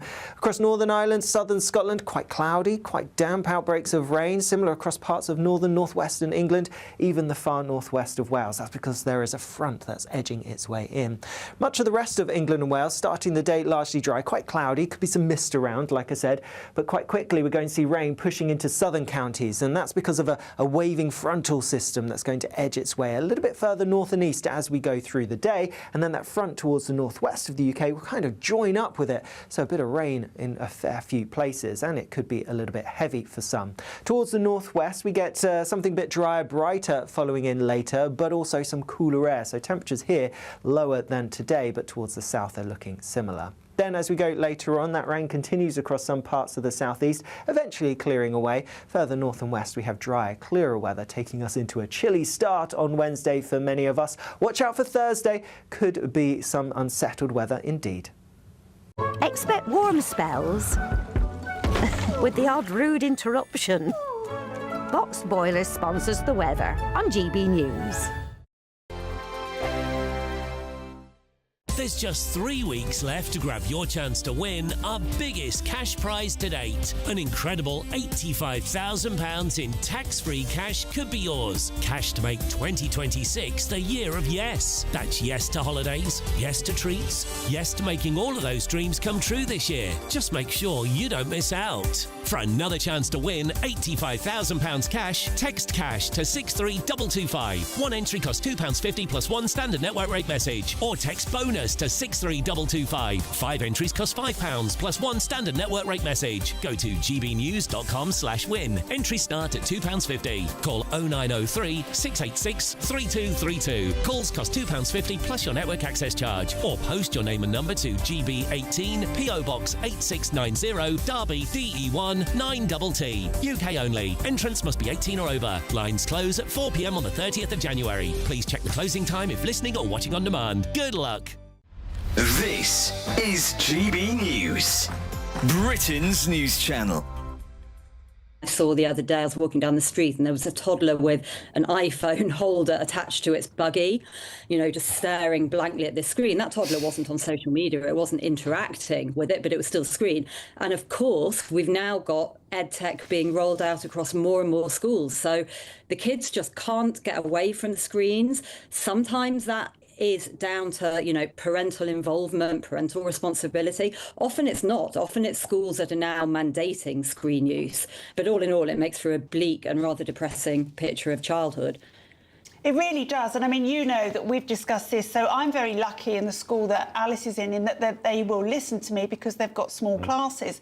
And I have got them to give Alice's homework on paper. She doesn't get a sign-on to play the games, to learn her times tables, because I tried it and I saw instantly how she was addicted to winning stars, addicted to moving to the next level without actually still learning her 5 times tables. And I think people think that it looks really cool tool for a child to learn something on a game, but actually it's not developing their brain in the way that we know it should be developed. No, I mean, the evidence is relatively clear on this now, that certainly for primary kids and by and large for secondary kids, the evidence base that would show net benefit is it better or is it worse in pure educational attainment terms for kids to learn on screens versus old school pen and paper. The evidence is relatively clear that old school pen and paper has a number of benefits that are completely negated with screen use. So, reading, writing, literacy is absolutely core to education and learning. GB News, the People's Channel. A really important thing about GB News, and it's brought something completely different to the landscape. The mainstream is all about keeping the status quo as it is, ticking along quite nicely. They don't want to ask difficult questions. GB News exists because there is a desperate need for fearless journalism that puts the people first. GB News came on the scene as a disruptor, and it has always been a disruptor ever since. Journalism in this country has been a cosy world full of groupthink until now. Well, the reality is that most British journalists are afraid. That's not GB News. Journalism is journalism at the end of the day, and we're not here to serve any masters. Our masters are our audience. We're here to talk about things in a way that have never been broadcast on British airways before. Do not miss a moment on GB News. The #1 news channel in the country.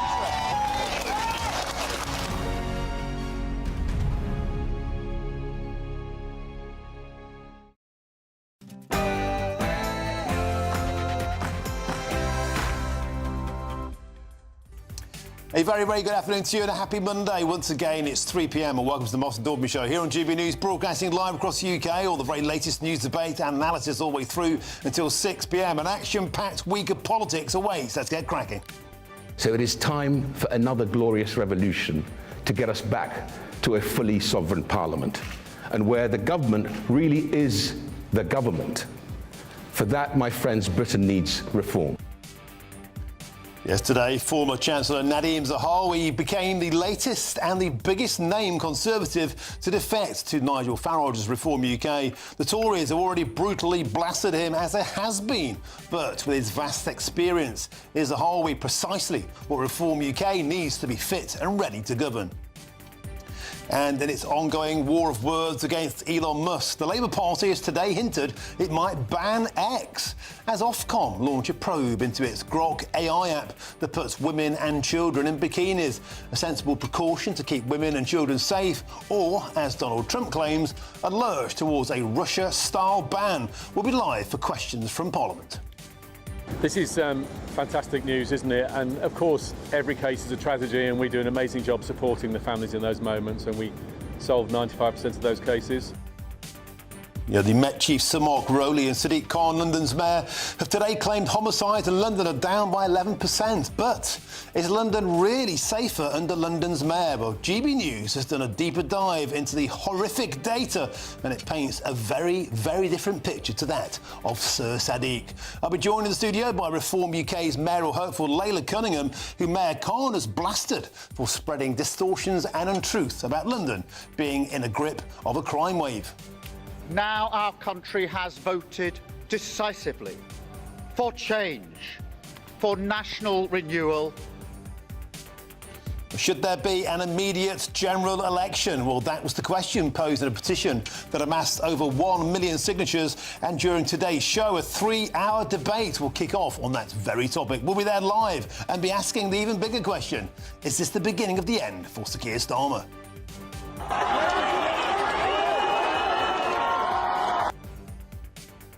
And as Donald Trump considers very strong options for American involvement in Iran, the Islamic Republic warns any attack will wreak retaliation after more than 500 protesters at least are now reported dead as unrest in Iran spirals.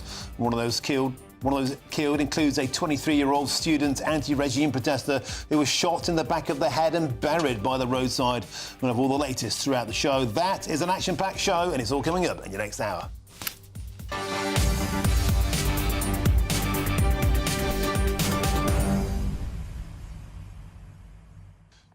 On to show, it's a pleasure to have your company. Should there be an immediate general election? Well, 1 million of you said yes, there should be. And the debate kicks off in today's show. It's unlikely to have much impact. They'll say, well, we had a general election in July of 2024, but will we have one sooner than anticipated? Andy Burnham sniffing around for a safe seat for the Labour Party. Is Sir Keir Starmer counting off the days before there is a general election, perhaps sooner rather than later? Get in touch, gbnews.com/your say is the way to do so, or scan your QR code on the screens now if that floats your boat. But now's your headlines, and here's Katie Bowen.